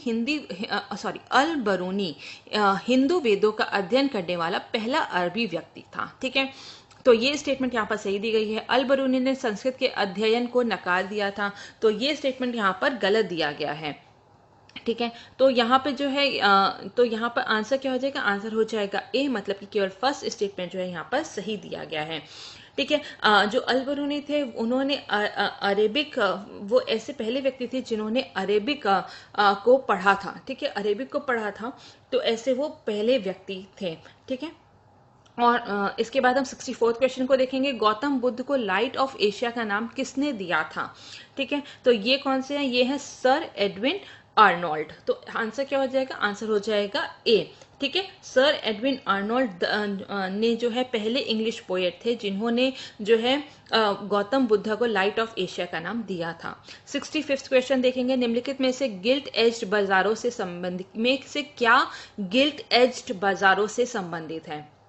तो गिल्ट एज मार्केट किससे रिलेटेड है, वो है सरकारी प्रतिभूति, मतलब कि गवर्नमेंट सिक्योरिटीज से रिलेटेड होती हैं गिल्ट एज्ड सिक्योरिटीज। ठीक है, तो इसमें जो है इसमें रिस्क बहुत ज्यादा कम होता है, इसीलिए इसको जो है कहते हैं गिल्ट एज्ड कमोडिटीज। इसके बाद हम 66 क्वेश्चन को देखेंगे। तो ये कहता है निम्नलिखित कथनों पर विचार करें और उपरोक्त में से कौन से कथन जो सही है हमें उनका चुनाव करना है। पहला स्टेटमेंट क्या है, अंत्योदय दिवस 25 सितंबर को मनाया जाता है। बिल्कुल सही स्टेटमेंट है। इस दिन को पंडित मदन मोहन मालवीय की जयंती के रूप में मनाया जाता है? नहीं, ये पंडित दीनदयाल उपाध्याय मदन मोहन मालवीय की जयंती के रूप में नहीं, बल्कि पंडित दीनदयाल उपाध्याय की जो जयंती के रूप में मनाया जाता है। तो पंडित दीनदयाल उपाध्याय जो है ये 25 सितंबर को इनकी बर्थ एनिवर्सरी है, तो इसलिए यहाँ पर इस दिन जो है अंत्योदय दिवस मनाया जाता है। मदन मोहन मालवीय जो है ये 25 दिसंबर को जो है इनकी बर्थ एनिवर्सरी होती है, तो ये सेकंड स्टेटमेंट जो है यहाँ पर गलत दिया गया है। थर्ड स्टेटमेंट क्या है, इस दिन को मनाने की घोषणा वर्ष 2014 में की गई थी, ये भी सही स्टेटमेंट है। तो आंसर क्या हो जाएगा, आंसर हो जाएगा बी, मतलब कि फर्स्ट एंड थर्ड स्टेटमेंट जो है यहाँ पर सही दिया गया है। 67 क्वेश्चन पे हम देखेंगे। नीचे दिए गए कथनों पर हमें विचार करना है और हमें देखना है कि कौन से कथन यहाँ पर जो है वो सही दिए गए हैं। संयुक्त राष्ट्र जनसंख्या कोष state of world population report 2021 को my body is my own शीर्षक दिया गया था। बिल्कुल सही स्टेटमेंट है।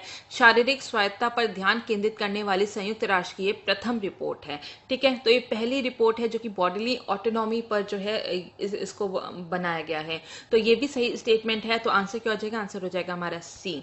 इसका 68 क्वेश्चन, निम्नलिखित कथनों पर हमें विचार करना है और हमें बताना है कि कौन से कथन यहाँ पर सही दिए गए हैं। तो चट्टानों की परत को मोड़ने से पृथ्वी की ऊपर सतह प्रभावी रूप से कम हो जाती है। ठीक है, तो अगर हम देखें तो जो फोल्डिंग ऑफ लेयर्स होती हैं, लेयर अगर ऐसे फोल्ड हो रही है तो जो हमारी जो अर्थ क्रस्ट है उसको क्या वो कम हो जाती है? ठीक है, तो जी हाँ, वो कम हो जाती है फोल्डिंग है। अगर हम चट्टानों की परतों को मोड़ते हैं तो हमारी जो पृथ्वी की ऊपर की सतह है वो कम हो जाती है। ये बिल्कुल सही स्टेटमेंट है। सेकेंड स्टेटमेंट, तय पहाड़ों में सक्रिय ज्वालामुखी होते हैं। फोल्ड माउंटेन्स जो फोल्ड माउंटेन्स होते हैं, या फिर हम जो कहते हैं जिनको कि इसको कौन से मोड़ वाले जो पहाड़ होते हैं उसमें जो है एक्टिव वॉल्केनोस होते हैं, ये भी सही स्टेटमेंट है। और थर्ड स्टेटमेंट क्या है, भारत में अरावली पर्वतमाला वलित पर्वत का उदाहरण है। ठीक है, वो एक फोल्ड माउंटेन का उदाहरण है, ये भी बिल्कुल सही स्टेटमेंट। तो आंसर क्या हो जाएगा, आंसर हो जाएगा डी, मतलब कि तीनों स्टेटमेंट यहाँ पर सही दिए गए हैं। 69 क्वेश्चन की बात करेंगे। जब अम्ल क्षारों से अभिक्रिया करता है तो यह उत्पन्न करता है when acid react with basis, तो उससे जो है क्या प्रोड्यूस होता है? तो उससे क्या प्रोड्यूस होता है, तो अगर हम देखें तो इससे जो है लवण और जल, केवल सॉल्ट और वाटर जो है वो प्रोड्यूस होता है। तो एसिड जब बेसिस से जो रिएक्ट करते हैं तो सॉल्ट एंड वाटर जो है ये जो है प्रोड्यूस होता है। जब एसिड्स जो है, ठीक है, ये तो हो गया, ये वाला क्वेश्चन तो हो गया। इसमें जो है आंसर क्या होगा, आंसर होगा बी। इसके बाद अगर हम बात करें जब एसिड जो है, ठीक है, जब एसिड जो होते हैं वो कार्बोनेट्स के साथ अगर हम उनसे रिएक्ट कराते हैं तो उससे क्या होता है, उससे निकलता है सॉल्ट, वाटर और इसके साथ साथ कार्बन डाइऑक्साइड। ठीक है, अगर एसिड को हम कार्बोनेट के साथ अगर हम रिएक्ट कराते हैं तो salt, water and carbon dioxide निकलता है। इसी के साथ अगर हम देखें, अगर हम एसिड को, ठीक है, एसिड को अगर हम जो है मेटल्स के साथ अगर रिएक्ट कराते हैं, ठीक है, या एसिड जो है मेटल्स के साथ रिएक्ट होता है तो उससे क्या निकलता है, उससे निकलता है सॉल्ट प्लस हाइड्रोजन। ठीक है, तो यहाँ पे हमने 3 फैक्ट्स को यहाँ पर कवर कर लिया है। इसके बाद हम 78 क्वेश्चन को देखेंगे। निम्नलिखित में से कौन सा एक विश्व का एकमात्र संस्कृत समाचार पत्र है? ठीक है, एकमात्र संस्कृत का समाचार पत्र कौन सा है? वो है सुधर्मा, मतलब कि B is the right answer. ठीक है, और हाल ही में अगर हम देखें तो इसने अपने 50 ईयर्स जो है वो कंप्लीट किए हैं।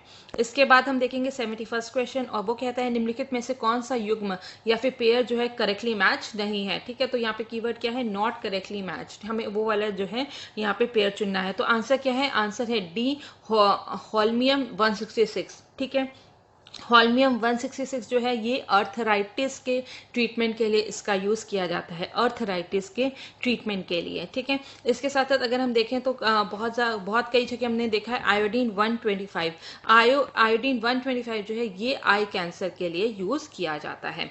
ठीक है, इसके बाद हम 72nd क्वेश्चन देखेंगे। यहाँ पे 2 सूची दी गई हैं और हमें इसको मैच करना है। तो पहला क्या है, यहाँ पे नेशनल पार्क दिया गया है और लोकेशन दिया गया है। तो सबसे पहले की अगर हम बात करें तो सबसे पहला कौन सा है? सबसे पहला है यहाँ पर हेमिस नेशनल पार्क। अगर हम देखें तो ये कहाँ पर है? हेमिस नेशनल पार्क जो है ये लद्दाख में है। कहाँ पे है? लद्दाख में है। इसके बाद अगर हम देखें गिंडी कहाँ पर है? तो अगर हम उसको देखेंगे तो ये है तमिलनाडु में। इसके बाद गुगामल कहाँ पर है? ये है महाराष्ट्र में, और इंद्रावती जो है ये छत्तीसगढ़ में। तो हमारा आंसर क्या हो जाएगा? हमारा आंसर हो जाएगा सी। ठीक है, 3142 जो है यहाँ पे सही जवाब है। 73rd क्वेश्चन, यहाँ पे भी दो हमें लिस्ट दी गई है जिसको कि हमें मैच करना है। यहाँ पे कुछ टेम्पल्स दिए गए हैं और वो कौन से डायनेस्टी या फिर कौन से डायनेस्टी या फिर एम्पायर द्वारा जो है बनाया गया था, हमें उससे जो है इसको मैच करना है। तो सबसे पहले अगर हम देखें कोणार्क सन टेम्पल, ये किसके द्वारा बनाया गया था? ये गंगा डायनेस्टी के द्वारा बनाया गया था। फिर इसके बाद हम देखते हैं दशावतार टेम्पल जो है ये गुप्तास द्वारा बनाया गया था। दिलावर जैन टेम्पल, ठीक है, ये किसके द्वारा बनाया गया था? ये राष्ट्रकूटास के द्वारा बनाया गया था। और तिरुमलाई टेम्पल जो है ये पंड्यास द्वारा बनाया गया था। तो आंसर क्या हो जाएगा? हमारा हो जाएगा ए, मतलब कि 3, 4, 1 एंड 2। इसके बाद 74th क्वेश्चन, निम्नलिखित में से कौन सा विकल्प जो है सही ढंग से मेल खाता है? यहाँ पे डांस फॉर्म है और वो कौन से क्षेत्र से बिलोंग करता है, हमें उसे बताना है। ठीक है, तो यहाँ पे जो है कौन से सही ढंग से मेल खाता है, तो हमें तो यहाँ पे जो है ये जितने भी सारे हैं, गैर जो है राजस्थान का डांस फॉर्म है, गोबी जो है आंध्र प्रदेश का है, और जो चेंज है वो ओडिशा का है, और कावड़ी जो है ये तमिलनाडु का है। तो ये सारे स्टेटमेंट, ये जो सारे ही पेयर हैं ये यहाँ पे सही दिए गए हैं। तो उपरोक्त सभी, ठीक है, जितने भी सभी ऑप्शंस हैं, सभी पेयर्स हैं, यहाँ पे सही दिए गए हैं। इसके बाद 75th क्वेश्चन पे बात करेंगे। निम्नलिखित घटनाओं को कालक्रम में व्यवस्थित करें। ठीक है, इनको क्रोनोलॉजिकल ऑर्डर में हमें व्यवस्थित करना है। तो इसका सबसे पहला क्या है? सबसे पहला होगा राजगोपालचारी फॉर्मूला। ठीक है, जो कि कब आया था? ये आया था 1944 में। इसके बाद अगर हम नेक्स्ट देखें, नेक्स्ट है देसाई लियाकत पैक्ट। ठीक है, तो ये कब था? ये जनवरी 1945 के जनवरी में हुआ था। इसके बाद क्या है? इसके बाद है थर्ड वेवेल प्लान। ठीक है, वेवेल प्लान कब आया था? ये आया था 1945 में ही, लेकिन मार्च में। ठीक है, ये मार्च में था। उसके बाद था डायरेक्ट एक्शन डे, जो कि 1946 में था, 16 अगस्त को। ठीक है, तो हमारा आंसर क्या हो जाएगा? डी हो जाएगा, 1, 4, 3 एंड 2। इसके बाद 76 क्वेश्चन की पे बात करेंगे। धन विधेयक के संदर्भ में निम्नलिखित कथनों पर हमें विचार करना है। मनी बिल से रिलेटेड है और हमें देखना है कि कौन कौन से स्टेटमेंट यहाँ पर सही दिए गए हैं। तो पहला स्टेटमेंट क्या है? राष्ट्रपति राज्य विधानमंडल के पुनर्विचार के लिए इस विधेयक को वापस कर सकता है। ठीक है, तो ये यहाँ पे स्टेटमेंट जो है यहाँ पर गलत है। उसके बाद हम, क्योंकि जो मनी बिल्स होते हैं उसको प्रेसिडेंट जो होता है वो जो है रिकंसिडरेशन के लिए नहीं भेज सकता है, या तो प्रेसिडेंट जो है उस पर अपने जो है एसेंट देगा या फिर जो है वो विथहोल्ड कर लेगा, लेकिन वो उस सदन में, जो लोकसभा है वो उस सदन में जो है रिकंसिडरेशन के लिए नहीं भेज सकता है। इसलिए फर्स्ट स्टेटमेंट जो है यहाँ पे गलत दिया गया है। सेकेंड स्टेटमेंट, विधान परिषद में अधिकतम 14 दिनों की अवधि के लिए धन विधेयक प्रेषित किया जा सकता है। ठीक है, तो ये स्टेटमेंट जो है यहाँ पर सही दिया गया है। तो यहाँ पर जो है केवल जो है सेकेंड स्टेटमेंट सही है, इसलिए आंसर क्या हो जाएगा, वो हो जाएगा बी। इसके बाद हम देखेंगे नेक्स्ट क्वेश्चन 77 क्वेश्चन। यहाँ पे 2 सूची दी गई हैं और हमें इनको मैच करना है। तो पहला क्या है, आर्टिकल 143, आर्टिकल 153 ये किससे रिलेटेड है, ये गवर्नर ऑफ स्टेट से रिलेटेड है। ठीक है, इसके बाद आर्टिकल 165 ये advocate general of the state से रिलेटेड है। आर्टिकल 233 जो है अपॉइंटमेंट ऑफ डिस्ट्रिक्ट जजेस से रिलेटेड है, और आर्टिकल 163 जो है काउंसिल ऑफ मिनिस्टर से रिलेटेड है। आंसर क्या हो जाएगा, वो हो जाएगा ए 4, 2, 1 एंड 3। 78th क्वेश्चन, निम्नलिखित कथनों पर विचार करना है और हमें देखना है कि कौन से स्टेटमेंट जो है यहाँ पर सही दिए गए हैं। तो पहला क्या है, देहिंग पटकई नेशनल पार्क अरुणाचल प्रदेश राज्य में स्थित है। ठीक है, तो ये कहाँ पे, अरुणाचल प्रदेश में नहीं है, ये कहाँ पर है, ये है असम में। ठीक है, तो फर्स्ट स्टेटमेंट गलत है। इस राष्ट्रीय उद्यान में मानव गतिविधियां निषेध है, ये स्टेटमेंट बिल्कुल सही है। तो आंसर क्या हो जाएगा, आंसर हो जाएगा बी। इसमें एक ये फैक्ट है कि ये जो है ये देहिंग पटकई नेशनल पार्क जो है ये इकलौता असम का जो है rain forest, it is the only rain forest इन असम। ठीक है, ये असम का इकलौता रेन फॉरेस्ट है। ठीक है, तो यहाँ पे ये एक इंटरेस्टिंग फैक्ट है। और जो रिवर देहिंग है, ठीक है, रिवर देहिंग जो है वो इसी नेशनल पार्क से जो है ये यहाँ से होके। हमारा अगला क्वेश्चन है 79 क्वेश्चन, और यहाँ पे दो लिस्ट दी गई हैं जिनको कि हमें मैच करना है। तो ये कुछ स्केल्स हैं और वो उनको किस यूनिट में नापा जाता है हमें वो बताना है। टेम्परेचर जो है इसको केल्विन में नापा जाता है। ल्यूमिनस इंटेंसिटी जो है इसकी यूनिट क्या है, कैंडेला है। करंट की यूनिट जो है एम्पियर है, और अमाउंट ऑफ सब्सटेंस की यूनिट क्या है, वो मोल है। तो आंसर क्या हो जाएगा, आंसर हो जाएगा हमारा सी, मतलब कि 3, 4, 1 एंड 2। 80th क्वेश्चन, भारत में मतदान का अधिकार क्या है। ये जो है ये एक कॉन्स्टिट्यूशनल राइट है, ये एक संवैधानिक आधार है, संवैधानिक अधिकार है। आर्टिकल 326 में, ठीक है, आर्टिकल 326 में कहा गया है कि जो जितने भी अगर लोकसभा के या फिर विधानसभा के जितने भी इलेक्शन होंगे वो किस बेसिस पे होंगे, वो यूनिवर्सल एडल्ट सफरेज के बेसिस पे होंगे। मतलब कि जो 18 साल का व्यक्ति है या फिर उसके अबव के जितने भी व्यक्ति हैं तो उनको जो है मतदान का अधिकार यहाँ पे दिया जाता है। तो इस हिसाब से ये एक कॉन्स्टिट्यूशनल राइट है। 81st क्वेश्चन, सिंधु घाटी सभ्यता के लोगों के बीच कौन सी धातु की जानकारी उपलब्ध नहीं थी। तो जो इंडस वैली सिविलाइजेशन के जो वहाँ के लोग थे उनको लोहे के बारे में बिल्कुल भी जानकारी नहीं थी। तो आंसर क्या हो जाएगा, वो हो जाएगा सी। 82nd क्वेश्चन, साइट्स जो है ये एक लीगली बाइंडिंग इंटरनेशनल ट्रीटी है जिससे कि जो है प्लांट्स और एनिमल्स को प्रोटेक्ट कर सके, उनको संरक्षण प्रदान कर सके। बिल्कुल सही स्टेटमेंट है। और सेकंड स्टेटमेंट पे यहाँ पर सही दी गई है कि जितना भी जो एक्सोटिक स्पीशीज में जितना भी ओवरसीज ट्रेड होता है तो वो किसकी निगरानी में होता है, वो होता है directorate general of foreign trade की निगरानी में होता है। ये स्टेटमेंट भी यहाँ पर सही है। तो आंसर क्या हो जाएगा, वो हो जाएगा सी। 83rd क्वेश्चन, सिंधु घाटी सभ्यता में दुग्ध उत्पादन के शुरुआती साक्ष्य हाल ही में कहां से मिले थे। तो ये कहां से मिले थे, ये मिले थे गुजरात में। अभी हाल ही में जो है गुजरात में मिले हैं। गुजरात में जो है कोटदा भदली, ठीक है, यहाँ पे कुछ पॉटरीज पाई गई हैं जिनमें कि दुग्ध के हमें सबसे पुराने जो है साक्ष्य प्राप्त हुए हैं। तो आंसर क्या हो जाएगा, ए गुजरात। इसके बाद 84th क्वेश्चन को देखेंगे। 84th क्वेश्चन में जो है यहाँ पे टू लिस्ट दी गई हैं जिनको कि हमें मैच करना है। तो कालीबंगन से हमें जो है बैंगल फैक्ट्री, ये चूड़ी की फैक्ट्री के जो है साक्ष्य मिले थे। रोपड़ से हमें जो है एक कॉपर की कुल्हाड़ी मिली थी। सुरकोटदा से जो है हॉर्स की, घोड़े की हड्डियां मिली थी। और राखीगढ़ी से जो है वहाँ पे ग्रैनरी प्राप्त हुई थी। तो आंसर हमारा क्या हो जाएगा, आंसर हो जाएगा हमारा डी, मतलब कि 2, 3, 4 एंड 1। इसके बाद हम 85th क्वेश्चन की बात करेंगे। यहाँ पे कुछ कथन दिए गए हैं और रीजन दिया गया है। तो अगर हम देखें तो पहला असर्शन अगर की बात करें तो हायर एल्टीट्यूड पे, मतलब कि अधिक ऊंचाई पर जो है पानी क्या 100 डिग्री सेल्सियस से ऊपर उबलता है? नहीं, ये 100 डिग्री सेल्सियस से नीचे उबलता है। तो फर्स्ट जो असर्शन है ये हमारा रॉन्ग हो जाता है। इसका कारण क्या दिया गया है? ऊंचाई में वृद्धि के साथ वायुमंडलीय दबाव कम हो जाता है। ठीक है, तो यहाँ पे जो रीजन है ये यहाँ पे सही दिया गया है। तो आंसर क्या हो जाएगा? आंसर हो जाएगा डी। कथन तो असत्य है लेकिन कारण इसका सत्य है। इसके बाद जो है यहाँ पे 86 क्वेश्चन देखेंगे। निम्नलिखित को कालक्रम में व्यवस्थित हमें करना है। ठीक है, तो यहाँ पे जो है इनको क्रोनोलॉजिकल ऑर्डर में लगाना है। तो सबसे पहले क्या है? सबसे पहले वहाबी मूवमेंट। वहाबी मूवमेंट कब की शुरुआत की गई थी? इसकी शुरुआत जो है 1820 में की गई थी। अलीगढ़ आंदोलन जो है इसको जो है 1875 में चलाया गया था। अहमदिया मूवमेंट जो है 1889 में चलाया गया था। और खुदाई खिदमतगार आंदोलन जो है इसको 1929 में चलाया गया था। तो आंसर क्या हो जाएगा? आंसर हो जाएगा ए, मतलब कि 1, 2, 3 एंड 4। 87 क्वेश्चन। निम्नलिखित विकल्पों में से कौन सा सही ढंग से मेल खाता है? ठीक है, तो यहाँ पे क्या है? मेल खाता है।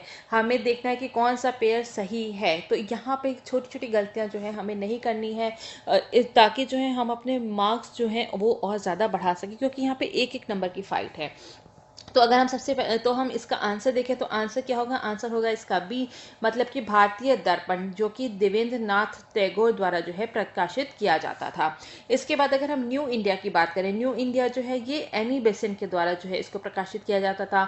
सोम प्रकाश जो है ये ईश्वर चंद्र विद्यासागर द्वारा प्रकाशित किया जाता था। और हिंदुस्तान जो है ये मदन मोहन मालवीय द्वारा जो है इसको प्रकाशित किया जाता था। तो इसका आंसर यहाँ पे हो जाएगा बी।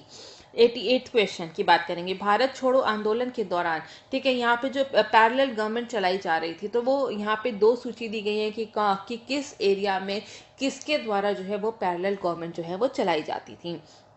तो इसमें जो है अगर हम देखें तो ये, अगर हम तामलुक डिस्ट्रिक्ट में देखें तो तामलुक डिस्ट्रिक्ट जो है यहाँ पे किसके द्वारा पैरेलल गवर्नमेंट चलाई जाती थी? वो थी जातीय सरकार। ठीक है, इसके बाद अगर हम तालचेर देखें तो यहाँ पे लक्ष्मण नायक द्वारा जो है यहाँ पे पैरेलल गवर्नमेंट जो है चलाई गई थी। बलिया में जो है चित्तू पांडे के द्वारा जो है चलाई गई थी। और सतारा में प्रति सरकार द्वारा चलाई गई थी। तो आंसर हो जाएगा हमारा डी, मतलब कि 4, 1, 2 एंड 3। 89 क्वेश्चन। चटगांव शस्त्रागार छापे में वंदे मातरम के नारे के साथ भारतीय तिरंगा झंडा किसने फहराया था? ठीक है, तो इसका आंसर क्या होगा? इसका आंसर होगा सूर्य सेन, मतलब कि ए इज द राइट आंसर। ठीक है, और सूर्य सेन को जो है मास्टर दाबी कहा जाता था, जो और ये जो है चित्तागोंग आर्मरी रेड में भी जो है ये उसमें भी ये शामिल थे। इसके बाद हम देखेंगे 90th क्वेश्चन। सार्स वायरस वर्ष 2002 में किस देश में फैला था? ठीक है, तो ये कहाँ पे फैला था? सबसे पहले जो है ये 2002 में चाइना में फैला था। ठीक है, तो आंसर क्या हो जाएगा? आंसर हो जाएगा ए। ठीक है, आंसर क्या हो जाएगा? ए हो जाएगा। और इसके बाद हम 91st क्वेश्चन को देखेंगे। 91st question. महामारी रोग अधिनियम की कौन सी धारा राज्य सरकार केंद्र शासित प्रदेशों को किसी भी प्रकोप को रोकने के लिए विशेष उपाय करने और नियम बनाने का अधिकार देती है? ठीक है, तो इसका आंसर क्या होगा? इसका आंसर होगा बी, मतलब कि सेक्शन 2 धारा 2। मर्स की बात करेंगे। मिडिल ईस्ट रेस्पिरेटरी सिंड्रोम जो है ये कोरोना वायरस की ही एक प्रजाति है। ये निम्नलिखित में से किसे प्रभावित करता है? ठीक है, ये किसे प्रभावित करता है? मनुष्य को, ऊंट को, चमगादड़ को, किसे प्रभावित करता है? तो ये तीनों को ही प्रभावित करता है। तो आंसर क्या हो जाएगा? आंसर हो जाएगा इसका डी, 1, 2 एंड 3। 93rd क्वेश्चन की अब हम लोग बात करेंगे। 93rd क्वेश्चन की बात करेंगे। भारत में दूसरी राष्ट्रीय शिक्षा नीति किस वर्ष में जारी की गई थी? सेकंड। ठीक है, अगर हम सेकंड की बात करें तो वो कब की गई थी? वो की गई थी 1986 में। और हाल ही में अगर हम देखें तो ये जो है यहाँ पे जो है फिर से जो है एक न्यू एजुकेशन पॉलिसी जो है लेकर आई गई है। ठीक है, तो पहली जो है फर्स्ट एनईपी, पहली जो नेशनल एजुकेशन पॉलिसी थी ये 1968 में लेके आया गया था। और सेकंड जो है वो 1986 में लेके आई गई थी। इसके बाद 94th क्वेश्चन देखेंगे। शेकिंग मीनारेट्स या फिर हिलती मीनार वाली मस्जिद भारत के किस शहर में स्थित है? तो ये कहाँ पर स्थित है? ये है अहमदाबाद में। ठीक है, अहमदाबाद गुजरात में जो है ये स्थित है। और इसको जो है अगर हम ये पॉपुलरली इसको फेमसली इसको क्या कहा जाता है? इसको कहा जाता है सिद्धी बशीर मस्जिद। सिद्धी बशीर मस्जिद इसको कहा जाता है। 95th क्वेश्चन, मलक्का जमडमरू मध्य किन दो भूभागों के मध्य स्थित है? ठीक है, तो इसका आंसर क्या है? इसका आंसर है ए, मलय प्रायद्वीप और सुमात्रा के इंडोनेशिया द्वीप के बीच जो है मलक्का जमडमरू जो है ये स्थित है। 96 क्वेश्चन, फ्यूचर बुद्धा को क्या नाम दिया गया है? ठीक है, फ्यूचर बुद्धा को क्या नाम दिया गया है? तो इसका आंसर है ए, मैत्रेय। ठीक है, what is the name given to future Buddha? उसका नाम है मैत्रेय। 97 क्वेश्चन, इनमें से कौन सा विकल्प जो है सही से सुमेलित नहीं है? ठीक है, सही से सुमेलित नहीं है, तो यहाँ पे जो है डी, क्वाशियोरकर। ठीक है, क्वाशियोरकर जो है ये प्रोटीन की कमी के कारण बच्चों में होता है, क्वाशियोरकर बीमारी। ठीक है, प्रोटीन की कमी के कारण होता है, तो आंसर क्या हो जाएगा? वो जाएगा डी। 98 क्वेश्चन, नीचे दिए गए कथनों पर हमें विचार करना है और इसमें से कौन से कथन जो है सही है हमें वो यहाँ पर देखना है। तो पहला स्टेटमेंट क्या है? पहला है गोवा ने गंभीर कोविड-19 संक्रमणों से बचाने के लिए अपनी राज्य की आबादी को आइवरमेक्टिन के साथ खुराक देने की योजना पर विचार किया क्योंकि यहाँ के अस्पताल रोगियों से भरे हुए थे। ये बिल्कुल सही स्टेटमेंट है। आइवरमेक्टिन आमतौर पर परजीवी संक्रमण के इलाज के लिए इस्तेमाल की जाने वाली दवा है, ये भी सही स्टेटमेंट है। नदी की एक second, in the treatment river blindness and filing, नदी का अंधापन और फाइलेरिया के उपचार में आइवरमेक्टिन का प्रभावी ढंग से उपयोग किया जा चुका है। ये भी यहाँ पे सही स्टेटमेंट है, तो आंसर क्या हो जाएगा? आंसर हो जाएगा डी, मतलब कि तीनों ही स्टेटमेंट यहाँ पर सही दिए गए हैं। रिवर ब्लाइंडेडनेस और फाइलियरेसिस में भी इसका जो है यूज किया गया है। इसके बाद हम नेक्स्ट देखेंगे 99th क्वेश्चन, नीचे दिए गए कथनों पर हमें विचार करना है और हमें देखना है कि कौन से कथन यहाँ पर सही दिए गए हैं। तो सबसे पहले अगर हम बात करेंगे 99 में, तो पहला क्या है कि सोवरेन गोल्ड बॉन्ड योजना भारत में 2020 में शुरू की गई थी। ठीक है, तो ये यहाँ पे स्टेटमेंट गलत है क्योंकि ये 2020 में नहीं 2015 में शुरुआत इसकी हुई थी। इस योजना का उद्देश्य भारत में भौतिक सोने की मांग को बढ़ाना है। ठीक है, तो यहाँ पे जो फिजिकल डिमांड है गोल्ड की उसको बढ़ाना नहीं, उसको कम करने के काम के लिए सोवरेन गोल्ड बॉन्ड जो है लेकर के आया गया था, ताकि इंडिया में जो गोल्ड की जो डिमांड बहुत ज्यादा है उसको जो है कम किया जा सके। ठीक है, इसी के साथ साथ जो है अभी अगर हाल ही में देखें तो जो गवर्नमेंट ऑफ इंडिया है उसने ये डिसाइड किया है कि वो सोवरेन गोल्ड बॉन्ड को जो है वो फिर से लॉन्च करेगी 2021-22 वर्ष में, और आरबीआई के डिस्कशन के बाद। ठीक है, इसके तो आंसर क्या हो जाएगा? आंसर हो जाएगा इसका आंसर हो जाएगा डी, मतलब कि यहाँ पे कोई भी स्टेटमेंट जो है यहाँ पे सही नहीं दिए गए हैं। 100th क्वेश्चन, निम्नलिखित में से किस शासक ने अपनी राजधानी को दिल्ली से दौलताबाद स्थानांतरित किया था? ठीक है, तो वो कौन से शासक थे? वो थे मोहम्मद बिन तुगलक। तो इसका आंसर क्या हो जाएगा? आंसर हो जाएगा डी। 101st क्वेश्चन, निम्नलिखित में से कौन सा विकल्प जो है सही से सुमेलित नहीं है? ठीक है, सही से सुमेलित नहीं है, तो मांडव हिल्स जो है ये कहाँ पर है? ये गुजरात में है, महाराष्ट्र में नहीं है, तो आंसर क्या हो जाएगा? बी हो जाएगा। 102nd क्वेश्चन, नीचे दिए गए कथनों पर विचार करना है और हमें देखने कि कौन से कथन यहाँ पर सही दिए गए हैं। तो यहाँ पर अगर हम देखें तो यहाँ पर दोनों ही कथन जो है यहाँ पर गलत दिए गए हैं, तो आंसर क्या हो जाएगा? आंसर इसका हो जाएगा डी। ठीक है, क्योंकि जुंको तेबई, ठीक है, जुंको तेबई एक चीनी पर्वतरोही है, तो ये चीनी नहीं, ये जापानीज माउंटेनियर है। ठीक है, जापानीज माउंटेनियर है, तो इसलिए यहाँ पे ये जो है स्टेटमेंट गलत हो जाती है। वे माउंट एवरेस्ट के शिखर पर 16 मई 2020 को पहुंच गई थी। ठीक है, तो वो 1975 में, ठीक है, 1975 में उन्होंने जो है माउंट एवरेस्ट पे चढ़ाई की थी। इसके बाद 103rd क्वेश्चन, गेहूं की खेती में किस उर्वरक का प्रयोग किया जाता है? ठीक है, तो इसका आंसर क्या है? इसका आंसर है ए, मतलब कि नाइट्रोजन। 104th, यूरिया आधारित उर्वरक के निर्माण के लिए निम्नलिखित में से किसका उपयोग किया जाता है? तो इसका आंसर है ए, मतलब कि कार्बन डाइऑक्साइड का। ठीक है, यूरिया जो है ये एक कार्बन कंपाउंड होता है, और जो यूरिया को इसीलिए जो है हम लोग कार्बेमाइड इन कार्बोनिल फंक्शनल ग्रुप में रखते हैं। ठीक है, उसको कार्बेमाइड भी कहा जाता है यूरिया को। ये कलरलेस होती है, रंग विहीन होती है, इसमें कोई भी जो है ये मतलब कि ओडोरलेस होती है। ठीक है, ओडोरलेस होती है, कलरलेस होती है, और ये पानी में बहुत ज्यादा घुलनशील होती है। ठीक है, पानी में बहुत ज़्यादा घुलनशील होती है क्योंकि इसकी जो हाइड्रोजन बॉन्डिंग जो होती है वो बहुत ही अच्छी होती है, इसलिए पानी में जो है बहुत ही ज़्यादा घुलनशील होती है। 105th क्वेश्चन, नीचे दिए गए कथनों पर विचार करें और उपरोक्त और इसमें से कौन से कथन जो है यहाँ पे सही है, करेक्ट है, हमें उसका चुनाव यहाँ पर करना है। तो पहला क्या है, इंटर ट्रॉपिकल कंजर्वेशन जोन, ठीक है, कम दबाव की एक बेल्ट है जो आमतौर पर भूमध्य रेखा के पास पृथ्वी की परिक्रमा करती है, ठीक है, तो ये स्टेटमेंट बिल्कुल सही है। विच सर्कल्स, ये परिक्रमा यहाँ पे नहीं होगा, ठीक है, परिक्रमा नहीं करती है, विच जो है ये इक्वेटर के पास जो होती है, इक्वेटर के पास ये एक ITCZ जोन होता है और ये एक लो प्रेशर वाला जोन होता है, ठीक है, तो यहाँ पे फर्स्ट स्टेटमेंट जो है यहाँ पर सही दी गई है।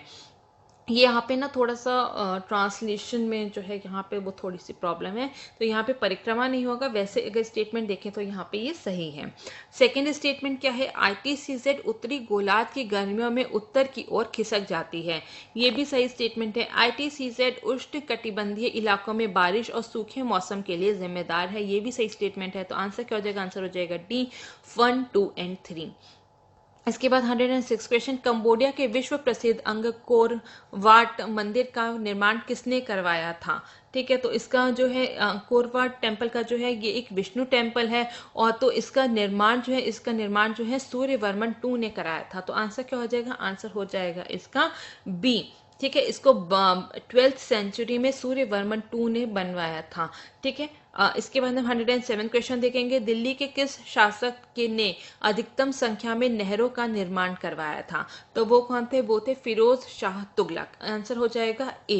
इसके बाद 108, नीचे दिए गए कथनों पर हमें विचार करना है और हमें देखना है कि कौन से स्टेटमेंट यहाँ पर सही दिए गए हैं। तो आंसर क्या है, आंसर है इसका C, मतलब कि दोनों ही यहाँ पे जितने भी स्टेटमेंट दिए गए हैं वो एकदम सही दिए गए हैं। भारतीय संविधान का अनुच्छेद 267 आकस्मिक निधि के प्रावधानों से संबंधित है, सही स्टेटमेंट। इस निधि का उपयोग करने की यह शक्ति केवल देश के राष्ट्रपति के पास है, ये भी बिल्कुल सही स्टेटमेंट, तो आंसर हो जाएगा C। 109th question, vernacular press act सशस्त्र अधिनियम और अफगानिस्तान के प्रति आक्रामक भारतीय नीति से निम्नलिखित में से किसका संबंध है, तो इसका संबंध किससे है, ये है C, मतलब कि लॉर्ड लिटन। 110, निम्नलिखित कथनों पर हमें विचार करना है और हमें देखना है कि कौन से कथन यहाँ पर सही दिए गए हैं। तो यहाँ पर जो है हाल ही में उत्तर प्रदेश सरकार ने ग्लाइफोसेट के उपयोग पर प्रतिबंध लगा दिया है, ठीक है, तो ये स्टेटमेंट यहाँ पर गलत दिया गया है क्योंकि ये जो है ये उत्तर प्रदेश सरकार ने, ये जो तेलंगाना सरकार है उसने ग्लाइफोसेट के उपयोग पर जो है प्रतिबंध बिल्कुल पूरी तरीके से लगा दिया गया है। ग्लाइफोसेट एक शाकनाशी एक हर्बिसाइड है जिसका व्यापक रूप से कपास के खेतों में खरपतवारों को मारने के लिए उपयोग किया जाता है, बिल्कुल सही स्टेटमेंट है। तो इसका आंसर क्या हो जाएगा, आंसर हो जाएगा B, क्योंकि यहाँ पे केवल सेकंड स्टेटमेंट जो है यहाँ पर सही दी गई है। तेलंगाना गवर्नमेंट ने हाल ही में जो है ग्लाइफोसेट का जो है पूरी तरीके से इस पर प्रतिबंध लगा दिया है इसके यूज पे, और ये माना जाता है कि ग्लाइफोसेट के उपयोग से जब उसका उपयोग किया जाता है तो इससे जो है क्रॉनिक किडनी डिसीज होने के जो है डर रहता है। 111 क्वेश्चन, निम्नलिखित कथनों पर हमें विचार करना है और हमें देखना है कि कौन से जो कथन है यहाँ पर सत्य दिए गए हैं। तो पहला क्या है, दुनिया का पहला टीका जो है, जो फर्स्ट वैक्सीन जो है वो एडवर्ड जेनर द्वारा विकसित किया गया था, बिल्कुल सही स्टेटमेंट है। एडवर्ड जेनर ने चेचक के टीके की खोज की थी, बिल्कुल सही स्टेटमेंट है। तो आंसर क्या हो जाएगा, आंसर हो जाएगा C, दोनों ही स्टेटमेंट यहाँ पर सही दिए गए हैं।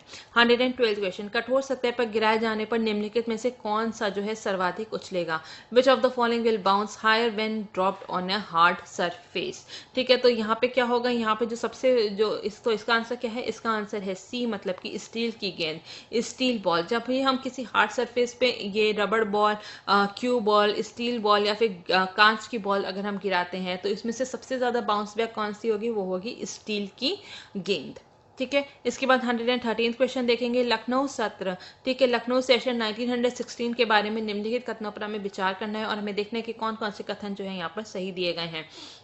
तो पहला क्या है, इट वॉज प्रिसाइडेड बाय दादा भाई नारोजी, ठीक है, तो इसकी अध्यक्षता किसने की थी, इसकी अध्यक्षता की थी अंबिका चरण मजूमदार ने। फर्स्ट स्टेटमेंट गलत है, बाकी दोनों ही स्टेटमेंट यहाँ पर सही दिए गए हैं। इस अधिवेशन में मुस्लिम लीग और भारतीय राष्ट्रीय कांग्रेस अपनी राजनीतिक आकांक्षाओं को पूरा करने के लिए एकजुट हुए। उस समय लॉर्ड चैम्सफोर्ड भारत के गवर्नर जनरल थे। तो आंसर क्या हो जाएगा? आंसर हो जाएगा बी, 2 और 3 स्टेटमेंट यहाँ पर सही दिया गया है। 114 क्वेश्चन, निम्नलिखित में से कौन भारतीय रिजर्व बैंक द्वारा उपयोग किया जाने वाला मात्रात्मक ऋण नियंत्रण उपाय नहीं है? ठीक है, क्वांटिटेटिव क्रेडिट कंट्रोल मेजर नहीं है। ठीक है, क्वांटिटेटिव कंट्रोल मेजर इसमें से कौन सा नहीं है? वो है सी, क्रेडिट की राशनिंग ऑफ क्रेडिट। ठीक है, तो ये जो है ये एक क्वांटिटेटिव कंट्रोल नहीं है, ये एक क्वालिटेटिव कंट्रोल मेजर है। ठीक है, अगर हम और क्वांटिटेटिव कंट्रोल मेजर की बात करें तो बैंक रेट है, कैश रिजर्व रेशियो है, स्टैट्यूटरी लिक्विडिटी रेशियो है, ओपन मार्केट ऑपरेशंस है, ये किस में आते हैं? ये क्वांटिटेटिव कंट्रोल मेजर्स में आते हैं। और अगर हम क्वालिटेटिव कंट्रोल मेजर्स जो होते हैं ये किस लिए डिजाइन हो किया जाता है? ये इसलिए लाया जाता है जिससे कि पूरे लोन के वॉल्यूम के और किस कारण से लोन दिया जा रहा है, ठीक है, किस कारण से लोन दिया जा रहा है और कितना लोन दिया जा रहा है, कितने अमाउंट में लोन दिया जा रहा है, उन दोनों को ही जो है कम करने के लिए या उन दोनों की कंट्रोल करने के लिए हम कह सकते हैं जो है क्वालिटेटिव मेजर्स को जो है लेके आया जाता है। इसके बाद हम 115 क्वेश्चन की बात करेंगे। निम्नलिखित में से कौन सा विकल्प जो है सही से सुमेलित नहीं है? ठीक है, नहीं है सही से सुमेलित। तो इसका आंसर क्या है? Pulikali folk art. Pulikali folk art जो है ये कहाँ का है? ये जो आंध्र प्रदेश का नहीं, ये कहाँ का है? ये केरला का डांस फॉर्म है।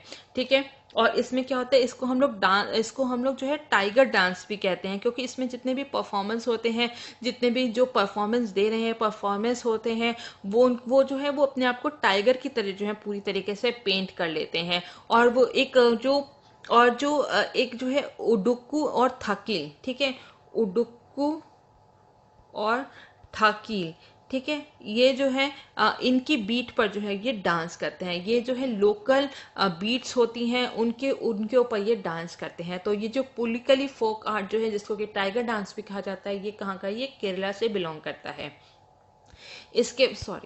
इसके बाद हम देखेंगे नेक्स्ट 116 क्वेश्चन। निम्नलिखित कथनों पर हमें विचार करना है और इसमें से हमें देखना है कि कौन से कथन जो है यहाँ पर सही दिए गए हैं। बुलंद दरवाजा अकबर ने मालवा विजय के बाद जो है बनवाया था। ठीक है, तो बुलंद दरवाजा जो है ये अकबर ने कब बनवाया था? ये जब उन्हें गुजरात में विक्ट्री मिली थी उसके बाद बनवाया था। ठीक है, और ये जो है एंट्रेंस है फतेहपुर सीकरी का। इसी दौरान इसे ईरानी शैली में आधे गुंबद वाले पोर्टल के रूप में बनाया गया था। तो बिल्कुल ये भी सही, ये स्टेटमेंट सही है। तो आंसर क्या हो जाएगा? बी हो जाएगा। केवल सेकंड स्टेटमेंट यहाँ पे सही दिया गया है।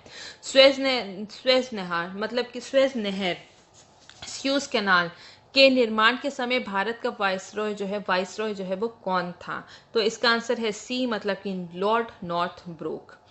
ठीक है, तो स्वीज कैनाल जैसे कि हम लोग पहले भी पेपर में जो है इंक्लूड कर चुके हैं, कवर कर चुके हैं। तो स्वीज कैनाल जो है उसका निर्माण कब किया गया था? उसका निर्माण किया गया था 1869 में।